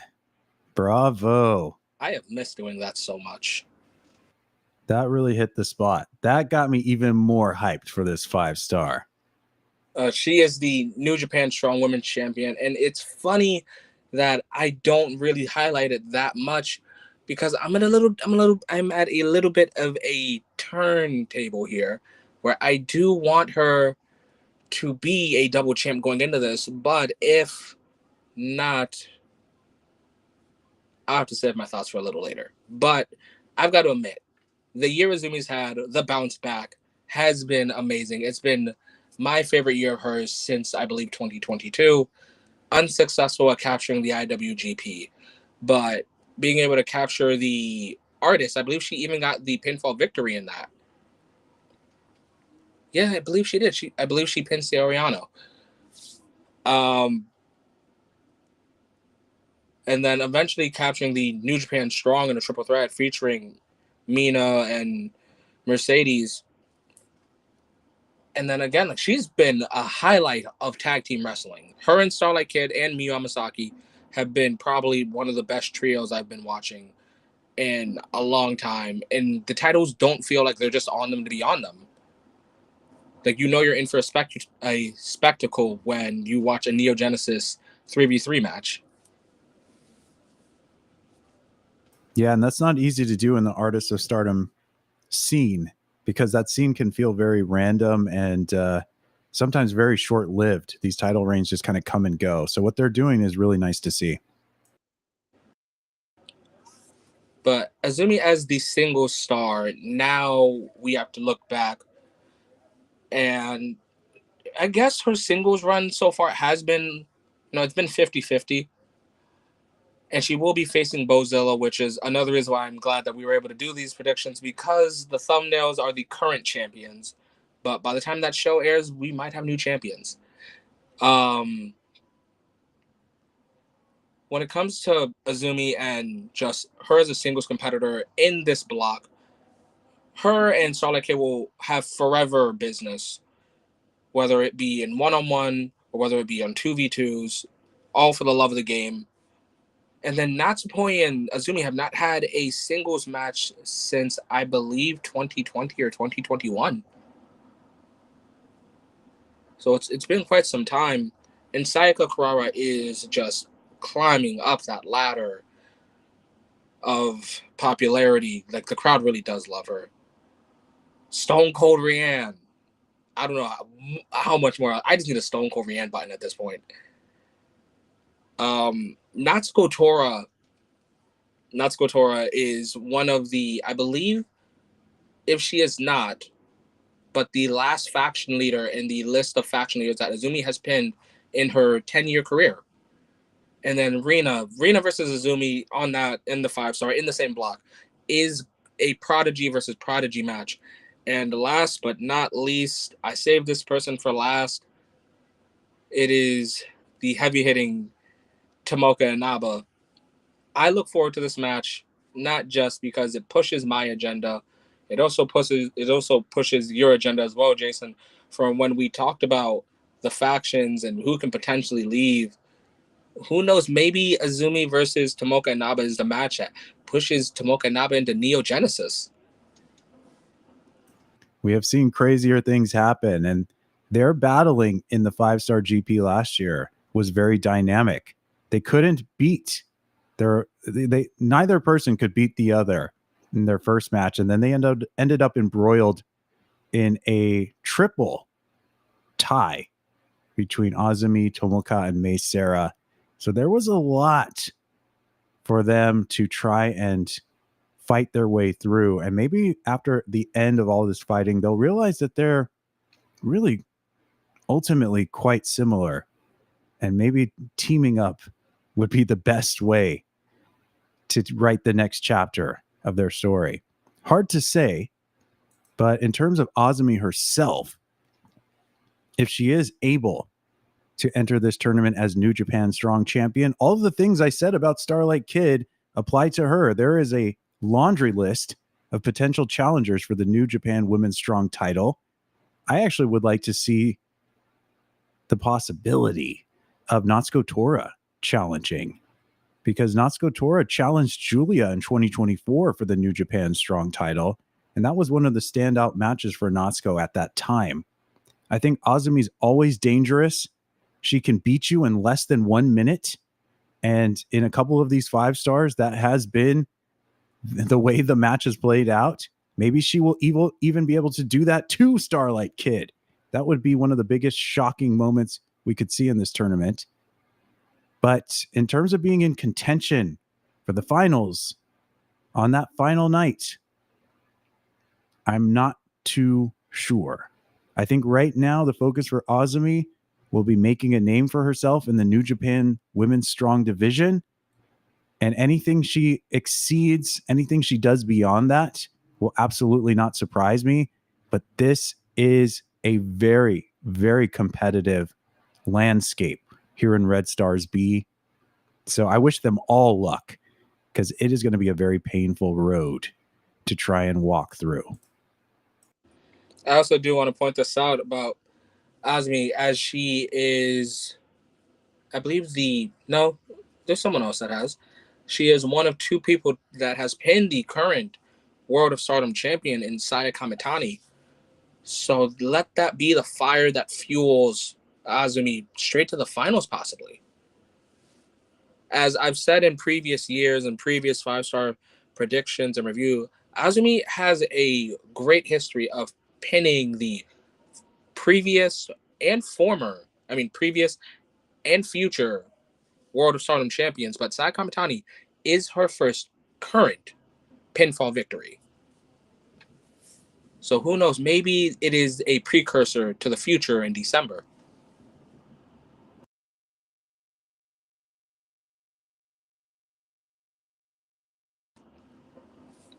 But that's maybe the future of Azumi. What about the future of a birthday fairy? Um, Now turning, I don't know how, because for some reason you forget a Cosmic Angel's age, but Natsupoi. Yes, happy birthday to Natsupoi, an extremely popular wrestler, an extremely talented wrestler. There's also been a fairly recent announcement that she's going to be producing her own show, which I think is called Poi Fest. And I think it's taking place on the 28th of August. That is a handful of days following the closing night of the 5-star, something like 5 days after. And that's a big deal because the previous 10th anniversary show that was shared by Natsupoi and Saori Ano did very well. It was a commercial success.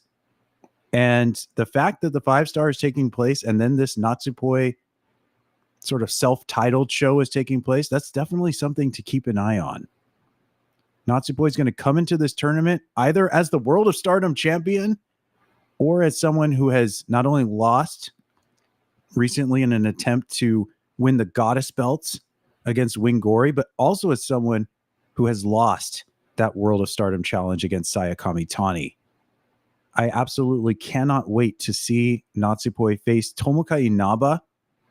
And you mentioned the long hiatus of Natsupoi facing Azumi. I flash back to watching one of their great matches, Natsupoi versus Azumi at All-Star Dream Cinderella 2021, with the high-speed title on the line. That match is absolutely bonkers. And if they come anywhere close to it, I will be very, very happy. I'm glad we're both looking forward to this magical fairy flying around the ring. But now let's talk about the spear that travels through the cosmos. She's Cinderella as well, Sayaka Kurara. Yep, 2025 Cinderella tournament winner Sayaka Kurara. So someone who already has had massive tournament success. She has a good chance of entering this tournament, in my opinion, as Future of Stardom champion. Oh, She's always a great underdog, especially against people like Natsuko Tora. And Stardom has shown a willingness to elevate her, to place her center stage, to book her against some of the top people in this company. And if I'm correct, I think their plan for her right now is to put her at the top of the Future of Stardom division, which means her performance in this tournament might not be too stellar, but the matches will be quite good. She is going to be fighting with her back against the wall. She's going to be rematching her Cinderella tournament finals opponent in Rina. So there's a lot to look forward to, I think. when looking at Sayaka Kurara's 2025, I think one of the bigger things that people tend to forget about is earlier this year, Sayaka pinned Kamitani. Yes, it was in a tag match. Pinning the world champ is no easy feat. And she was heavily featured in many World of Stardom championship matches, programs, just involving Kamitani. So the fact that she is facing, I believe, Oni Tora is a former red belt champion in her block, but she's facing some high tier names just like Natsuko, just like Azumi, just like Starlight Kid, just like Tomoka Inaba, even though she's not a part of Stardom fully, she's facing the Rattlesnake Stone Cold Rian. So it's the fact that no matter the time, the date, the place, Kurara is forever fighting an uphill battle, and you can't help but cheer for her. Yeah, she gained a lot of fan support very quickly, and they definitely haven't left her camp. So I think she'll be somebody that gets the fans going, and they'll be rooting for her every step of the way, essentially.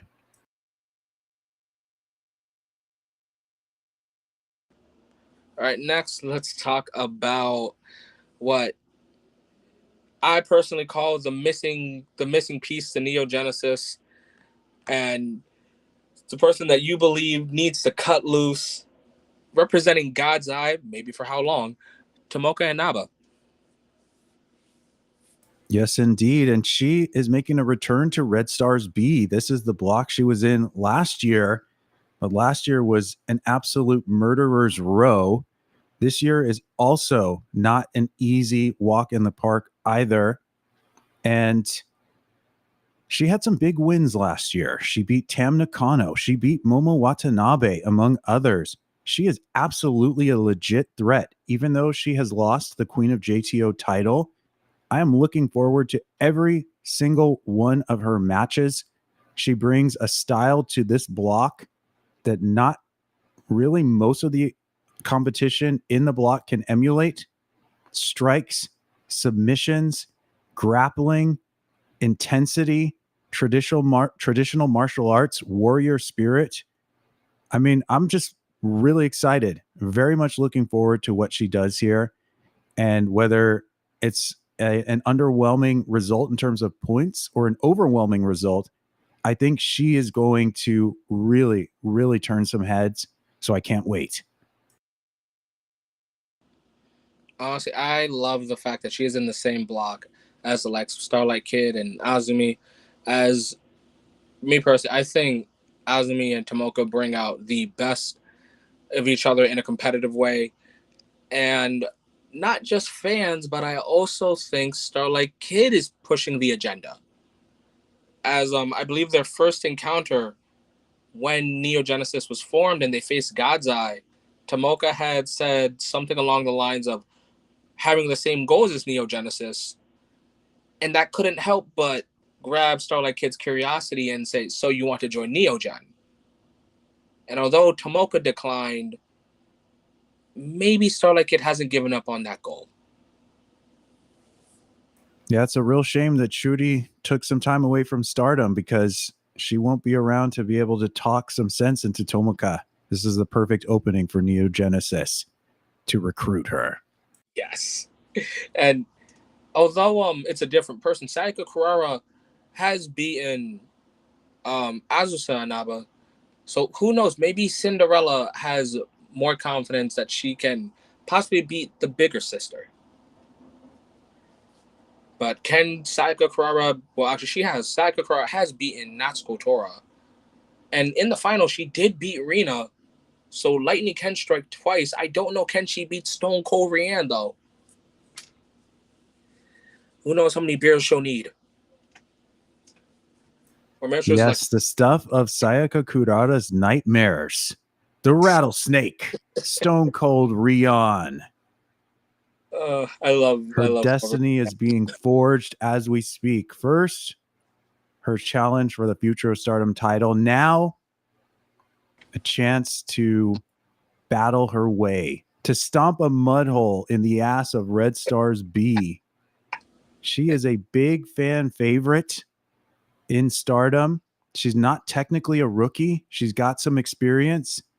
That Future of Stardom challenge against Hina at the conversion was really, really, really good. I recommend checking it out. Yes. And despite being one of the most intimidating wrestlers here, I think she's getting 0 to 1 victories overall in this block. Oh, for sure.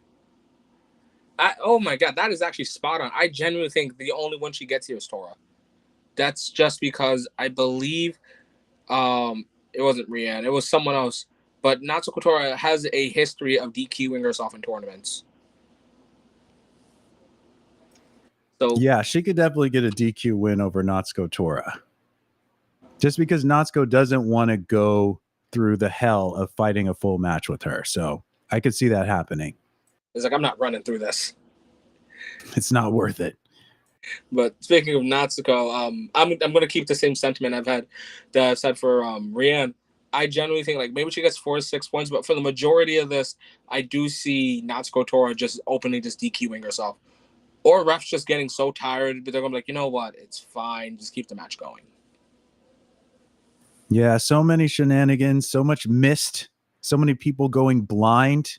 So many I hope flying they've got good optometrists over at Stardom to help with eyesight problems, because Natsuko Tora is going to be doing the most cheating. We might see some cheating from Rina, but that's not Rina's usual strategy.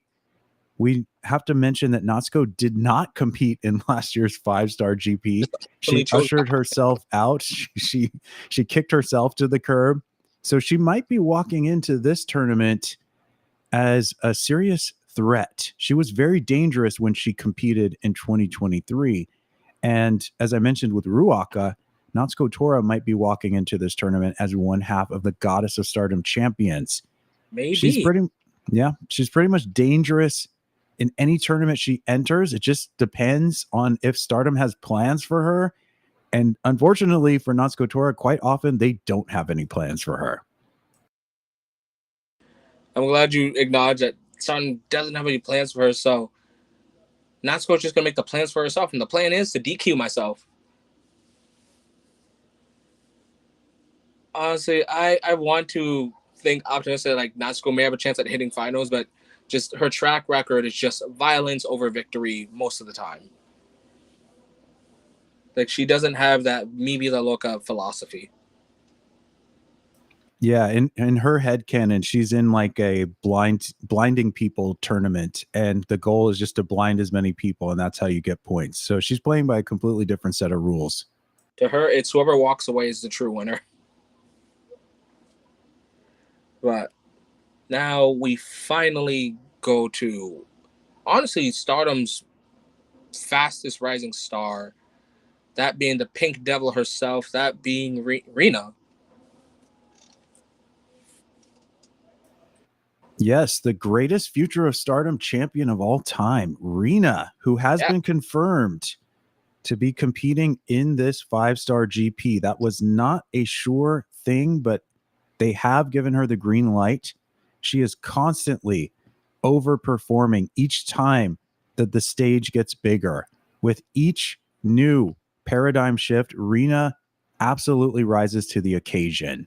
She gave an incredible, emotional, and nearly perfect match of the year contender performance when she challenged for the Wonder of Stardom title against Starlight Kid. She has provided some very beautiful in-ring tributes to Hana Kimura. And as I mentioned, her status in this tournament was in question. She was very recently, sidelined with injury, a concussion. She was knocked out in a match against Emma Maishima, one of the newest rookies in Stardom. If it were up to me personally, I don't know that I would bring her back to such an intense tournament against such an intense field quite this soon. I think that topics like career longevity and long-term health will be a higher priority. Rina is very young and she has a lot of time to fight in tournaments. I don't think there's a huge rush to put her in this one, but she's in this one. And I will say I am not knowledgeable when it comes to concussion protocols or anything like that. I might just be an idiot on this subject. But with all of that being said, Rina is my dark horse pick to make it out of this block and make it into the quarterfinals in this crazy ass field in Red Stars B. I think that if Rina wanted to be in this tournament so badly, she's mentioned this on her online posts. If Stardom wanted her to show up for this tournament so badly, maybe that is why. Maybe they do need her to reach another power level. And the way that she's going to have to do that is by getting revenge on Sayaka Kurata for the Cinderella finals and getting revenge on Starlight Kid herself. Rena definitely is on a mission to right the wrongs of many past losses this year. I don't blame you for seeing her as a dark horse. Me personally, I think she might just be edged out of making semifinals because just look at the people she's has to face. She's in a block of also other young prodigies. And who knows, maybe even Rina versus Natsuko Tora is a passing of the torch. While Natsuko Tora is basically the shadow leader of hate. When it comes to all these attempts at title captures, Rina has been kind of the forefront. While Natsuko opted out of a 5-star and then later on lost to a one-legged Tam Nakano, Rina was holding down the future of Stardom Championship. Maybe this might be the match where fans across the world look at Rina, then look at Natsuko and think, maybe Rina should be leading this. And then for many years, people were talking about the generations of the Azumis, the SOKs, the Tomokas, the Suzus, the Mays. A lot of people need to start looking at the generations of the Hanans and the Rinas and the Hinas because they are surely on the rise, and Rina is holding that flag with pride. And I don't blame you for seeing that she makes it into the quarterfinals, the semifinals. But with everything we've said, everything we've talked about, before we even dive even further, there's 4 blocks. It's one tournament. So who wins each block, starting from the very top, how we started this. Jason, who do you have winning out of Red Stars A? All right. So as far as I know with this tournament structure, the way it's going to play out is that there's going to be a number 1 performer who automatically gets to the quarterfinals. And then there's going to be a Red Stars A 2 and 3, and they are going to battle it out with the people who are 2 and 3 in Red Stars B. And whoever wins those matches will also make it through to the quarterfinals. So I'm going to give you my 3 people making it out of Red Stars A. And then from there, I'll have to figure out who's getting to the quarters. So Red Stars A, I'm selecting first the World of Stardom champion at the time of this stream, Saya Kamitani, as advancing from Hate. I am also selecting Hanan of Stars, the current Goddess of Stardom champion. And in an upset escape from Red Stars A, I'm taking the current high-speed champion, May Sarah of Neo Genesis. I think all 3 of them will find a way to progress through to the next level. Okay, not bad. Funny enough, I actually have Saya Kamitani, Hanan, and B. Priestley. I have those 3 making it to the quarter, semi. I don't know how these rankings are going to go out, but those are my top 3 picks. Yeah, just to jump in real quick too, also for the listeners, just take all of this with a grain of salt, place an asterisk on these predictions because we still have to see Sapporo Rendezvous and we still have to see the Karako and Hall show. There are multiple titles on the line. I think between both shows, there are 6 titles on the line. So these are my predictions right now before we see all of those shows. My predictions will definitely change in some way. They might get even stronger. I might feel more strongly about them, or I might flip the script. This is where we're at right now. I just wanted to say that. Yes. So now let's go for Blue Stars A. Who do you got? All right, Blue Stars A. I mentioned one of the wrestlers in this block I could easily see getting through with no losses, maybe 1, maybe 2 losses, and that would be Bozilla of Mi Vida Loca. I think she is just going to sail into the quarterfinals. Also making it into the quarterfinals, I have the returning Ami Sourei of God's Eye, the one who has her sights set on Saya Kamitani and getting revenge, the one who is representing this faction on behalf of Shuri, and the final wrestler I have getting out of Blue Stars A. I forgot what you called her, but like the forever cool girl, Saori Ano from Cosmic Angels, the indomitable Saori Ano. Those are my three. Oh, perfect. Because my are going to be just a tad bit different than yours. My top three are going to go Soriano, Bozilla, and funny enough, I don't know why. Hopefully, someone sees the vision. Aya Sakura. Nice. I wouldn't be mad at that. Like, Aya has crawled through hell's fire. May as well have her go through like the semifinals at best. But now, Blue Stars B. Okay, Blue Stars B. Let me take a look. All right.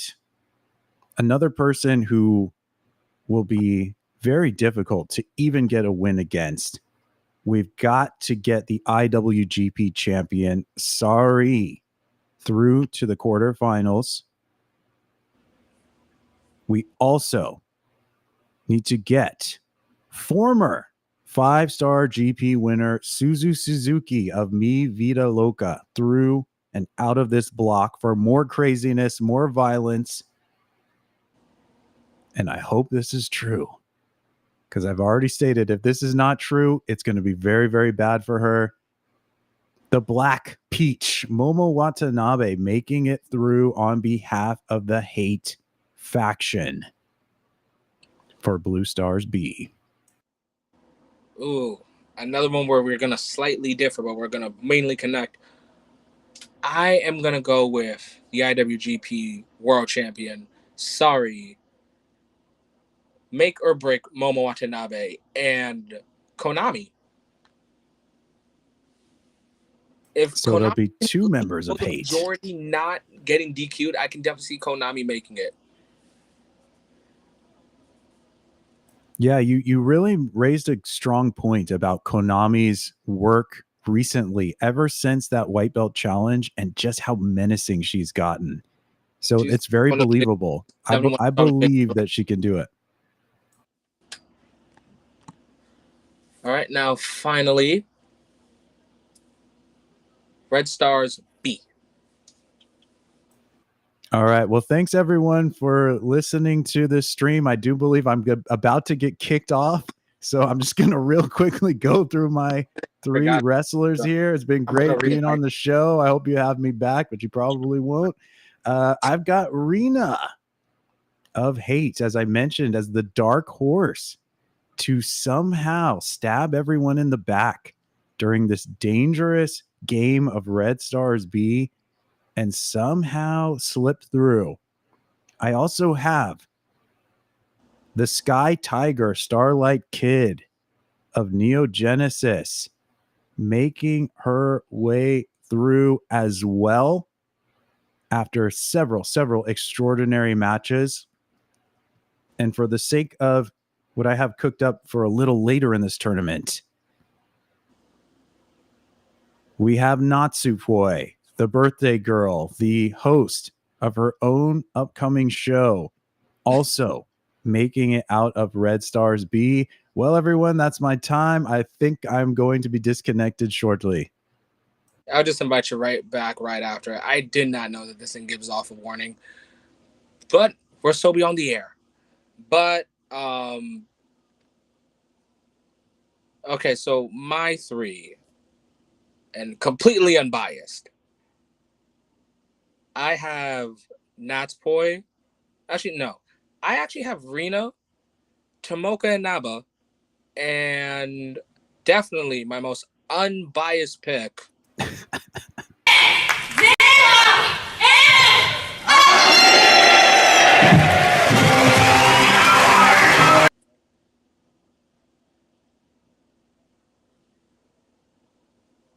Definitely unbiased. We're just crunching numbers here. It's all logic. It's all factual. There's no personal investment involved. Um, Reina, there is no bigger sign that she's going to be the future than her making it into the top three. Tomoka Inaba has a personal mission. I can see that she isn't just the best in JTO, but she wants to arguably say that, hey, I'm one of the best women in a company I'm not even signed to. And then I would be a lie if I said it technically isn't even, it's technically Izumi's birthright to possibly win the 5 star.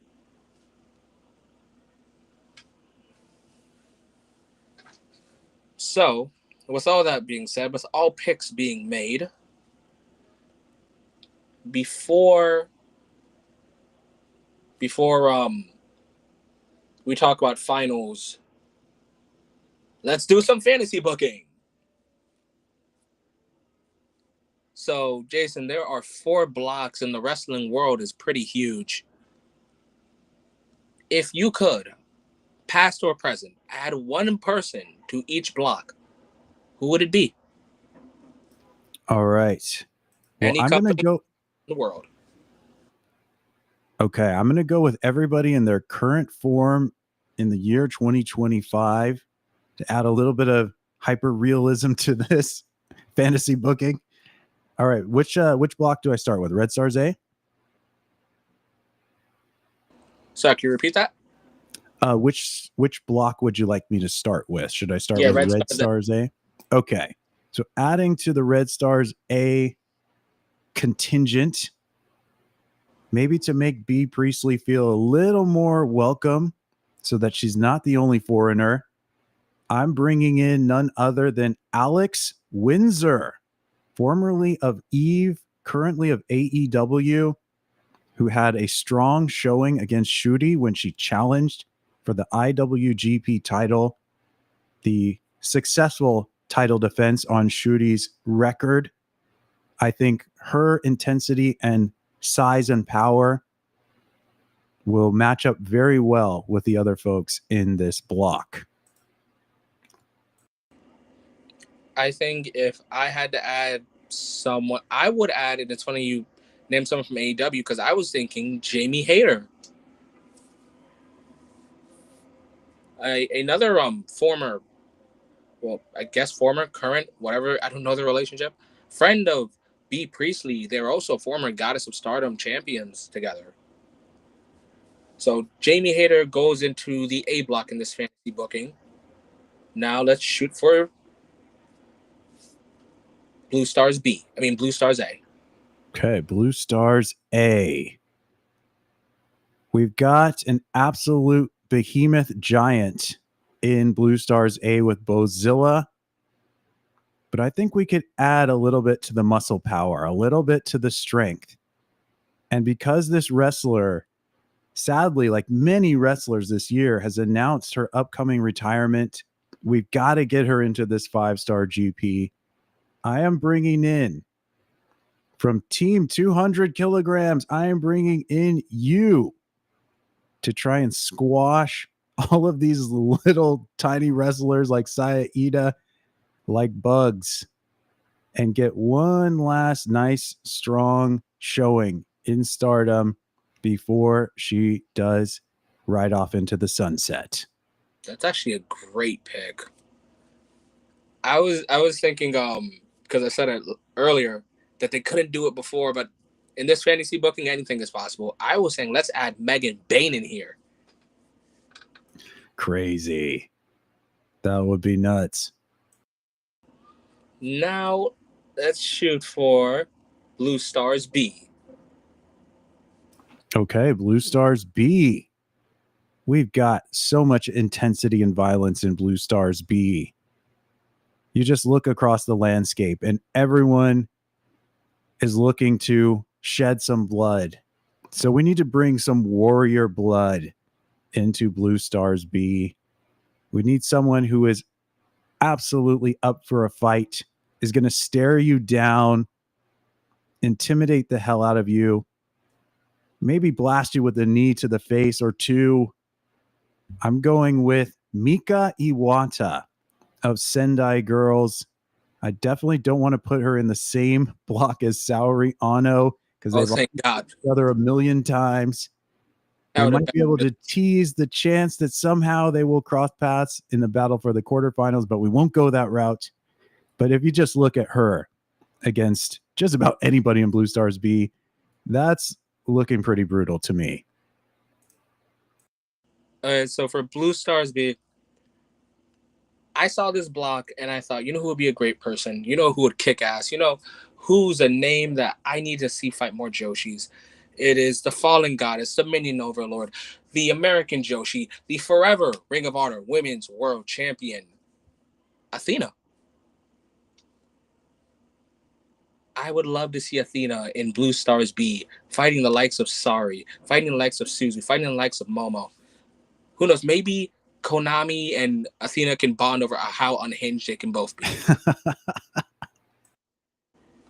maybe since Shuri's not around, Athena can recruit Ronnie Agami as one of her minions. Fantastic ideas. And some of these matches, I think people would be losing their minds over. So that is a very strong choice. And finally, Red Stars B. All right. Saving just about the best for last. And this is an absolutely phenomenal block. There are some really good choices that can go into this block. And the person I'm thinking of pairs really well with a lot of these wrestlers, maybe all of them. And if we were ever going to get her into a 5-star, I think this would be the block and the time to do it. I'm already having fun just thinking about how these matches would play out. I'm placing Mei Suruga in Red Stars B to rematch Azumi, to settle the score with Starlight Kid, who paid her a visit once upon a time, and to cause utter chaos, to screw up everyone's plans, and to make us all laugh in the process. Mei Suruga in the 5-star, Red Stars B. How can you not be entertained? I love that you're here for all the comedies and the jokes, because I have someone that is going to turn the 5-star a little black, maybe into a little haunted house. It is none other than the princess of the house. It is Julia Hart from AEW. She was a name in many names of young prodigies, but my dream match is to see Rena versus Julia Hart. We saw Anna Jay last year. Who's to say we couldn't see Julia Hart this year?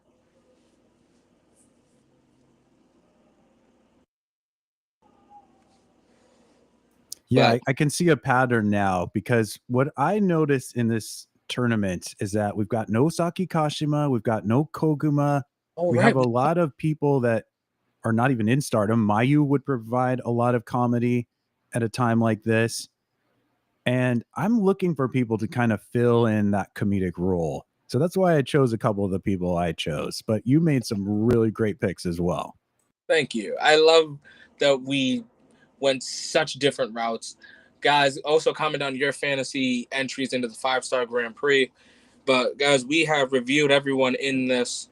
We have fantasy booked. Now it is time to talk finals. But before we do that, I just want to thank everyone that has been listening, everyone that's been commenting. I've been watching the comments go off. So again, thank you everyone that's been here. I hope you guys have enjoyed the 5-star Grand Prix predictions. Jason, thank you for being here. Now, but year two for the 5-star predictions. Jason, can you let the people know where they can find you? Absolutely. All right, everyone, please check me out at String 6 Splash. The word string, the number 6, the word splash. You can find that on YouTube first and foremost. You can also search for Red Belt Radio. That is my Stardom series. We've been doing a lot of coverage of Stardom lately, covering the 5-star. I've got a viewer's guide to the 5-star GP. So just look up String 6 Splash. You can also find me on Twitter/X also String 6 Splash, as well as Blue Sky. So please come join, please add to the discussion. And I hope to see you tuning in and just continuing to cover this 5-star, which is going to be bonkers. Okay, I will link down the stuff down below. But now that we've talked about all that, I'll also talk about social. Don't have a button for that just yet. But now give me your thoughts on the finals for the 5-star Grand Prix. Absolutely. So to talk about the finals, I'm going to first talk about the semifinals. And what I envision for the semifinals is a tale of two possibilities.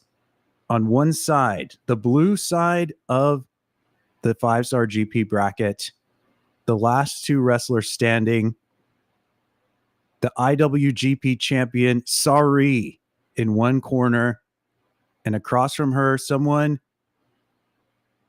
who, in order to make it this far, needs to be formidable, needs to be absolutely vicious and on her game, and for sure needs to be indomitable.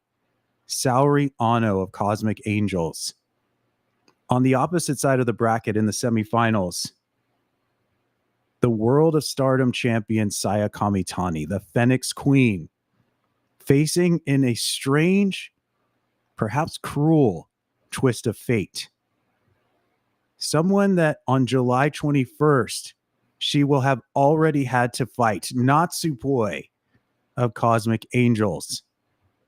This leaves us with two possibilities that the fans would absolutely lose their minds over. One being a final involving Sari and Saya Kamitani, and one possible final involving Saori Ano and Natsupoi.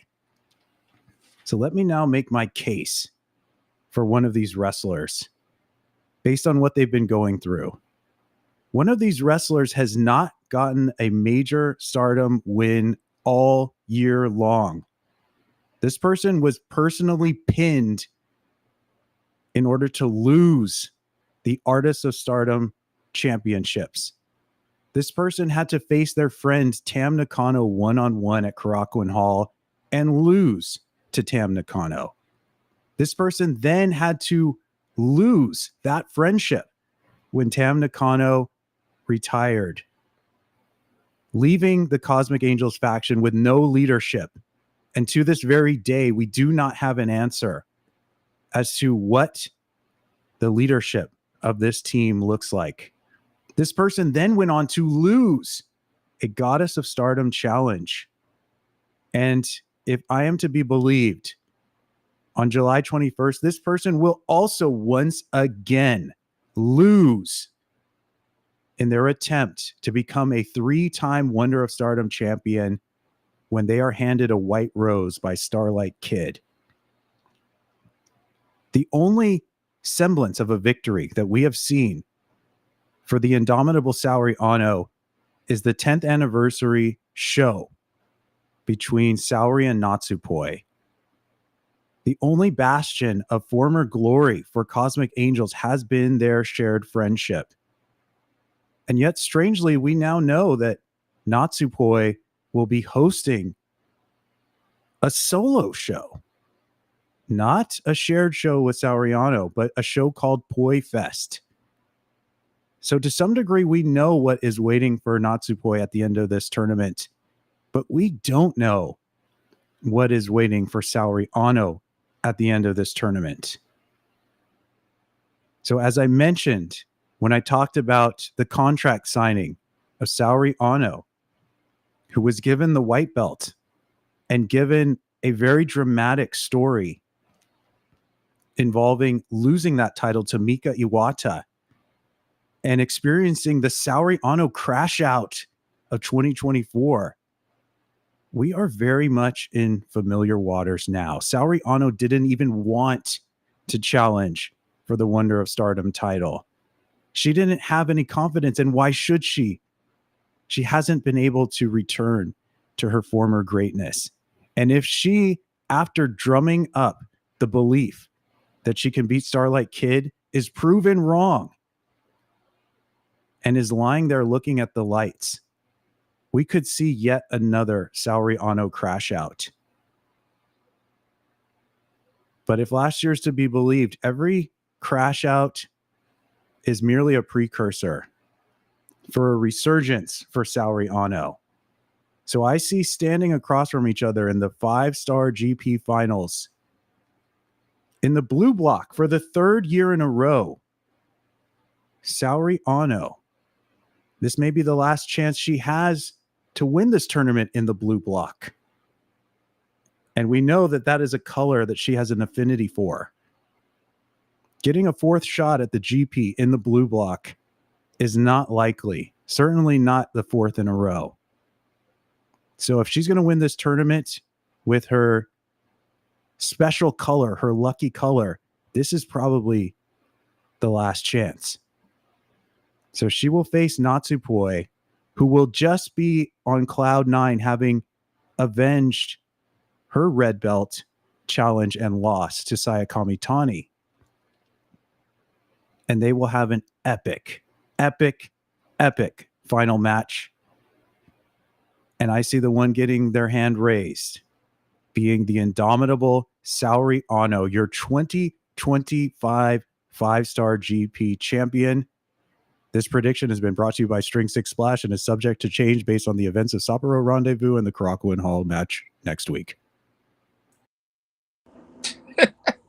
That was such a fast one. Sorry, wait. I got this. Okay. That was so fast. Talk about high speed. Okay. So, after all the talks, after all the listening, all right. So, I think I've found my definitive for each finalist and each match that can possibly take place. And that is, with all the thinking in the world, I could see Sayakami Tani being the one to walk out of her block, Bozilla being the one to come out of her block, Saori being the one to come out of her. Actually, no. Momo Watanabe being the one to come out of her block, with Saori just slightly missing it. Ooh, very nice.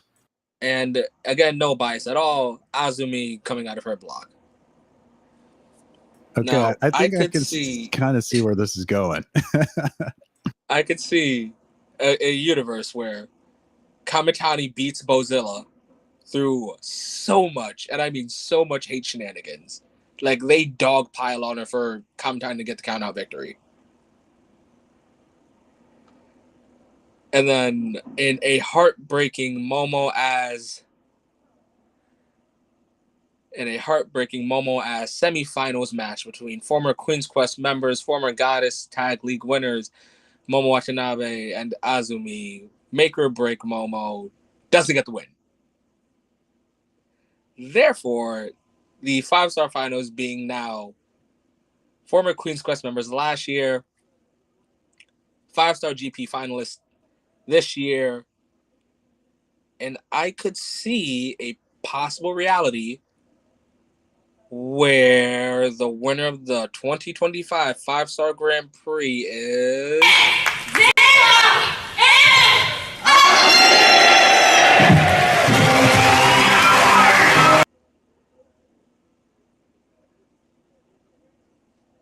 Well, it's good that you used the button 3 times because they say the third time's the charm. So I think you've just guaranteed Azumi's victory. Well done.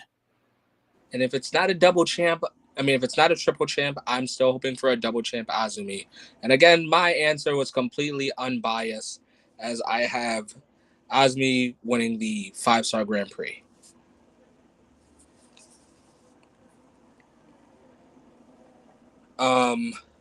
So that was finals.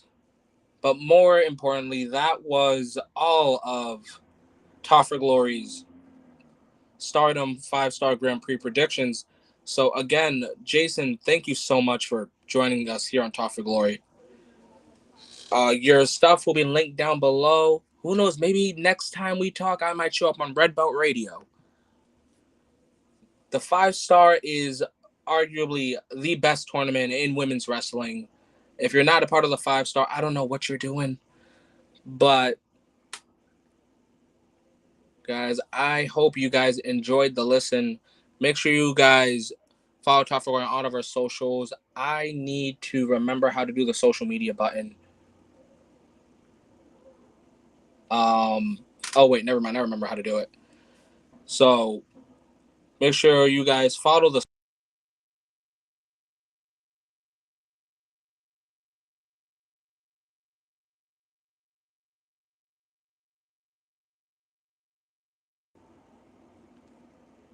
make sure you guys follow our socials. Apparently, my mic gets muted every time I press the video, so that's perfectly fine. That's a great way to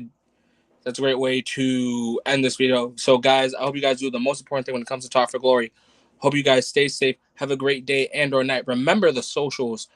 Remember, guys, follow Talk for Glory. Follow Red Belt Radio. Watch the 5-star Grand Prix, and most importantly, guys, enjoy wrestling.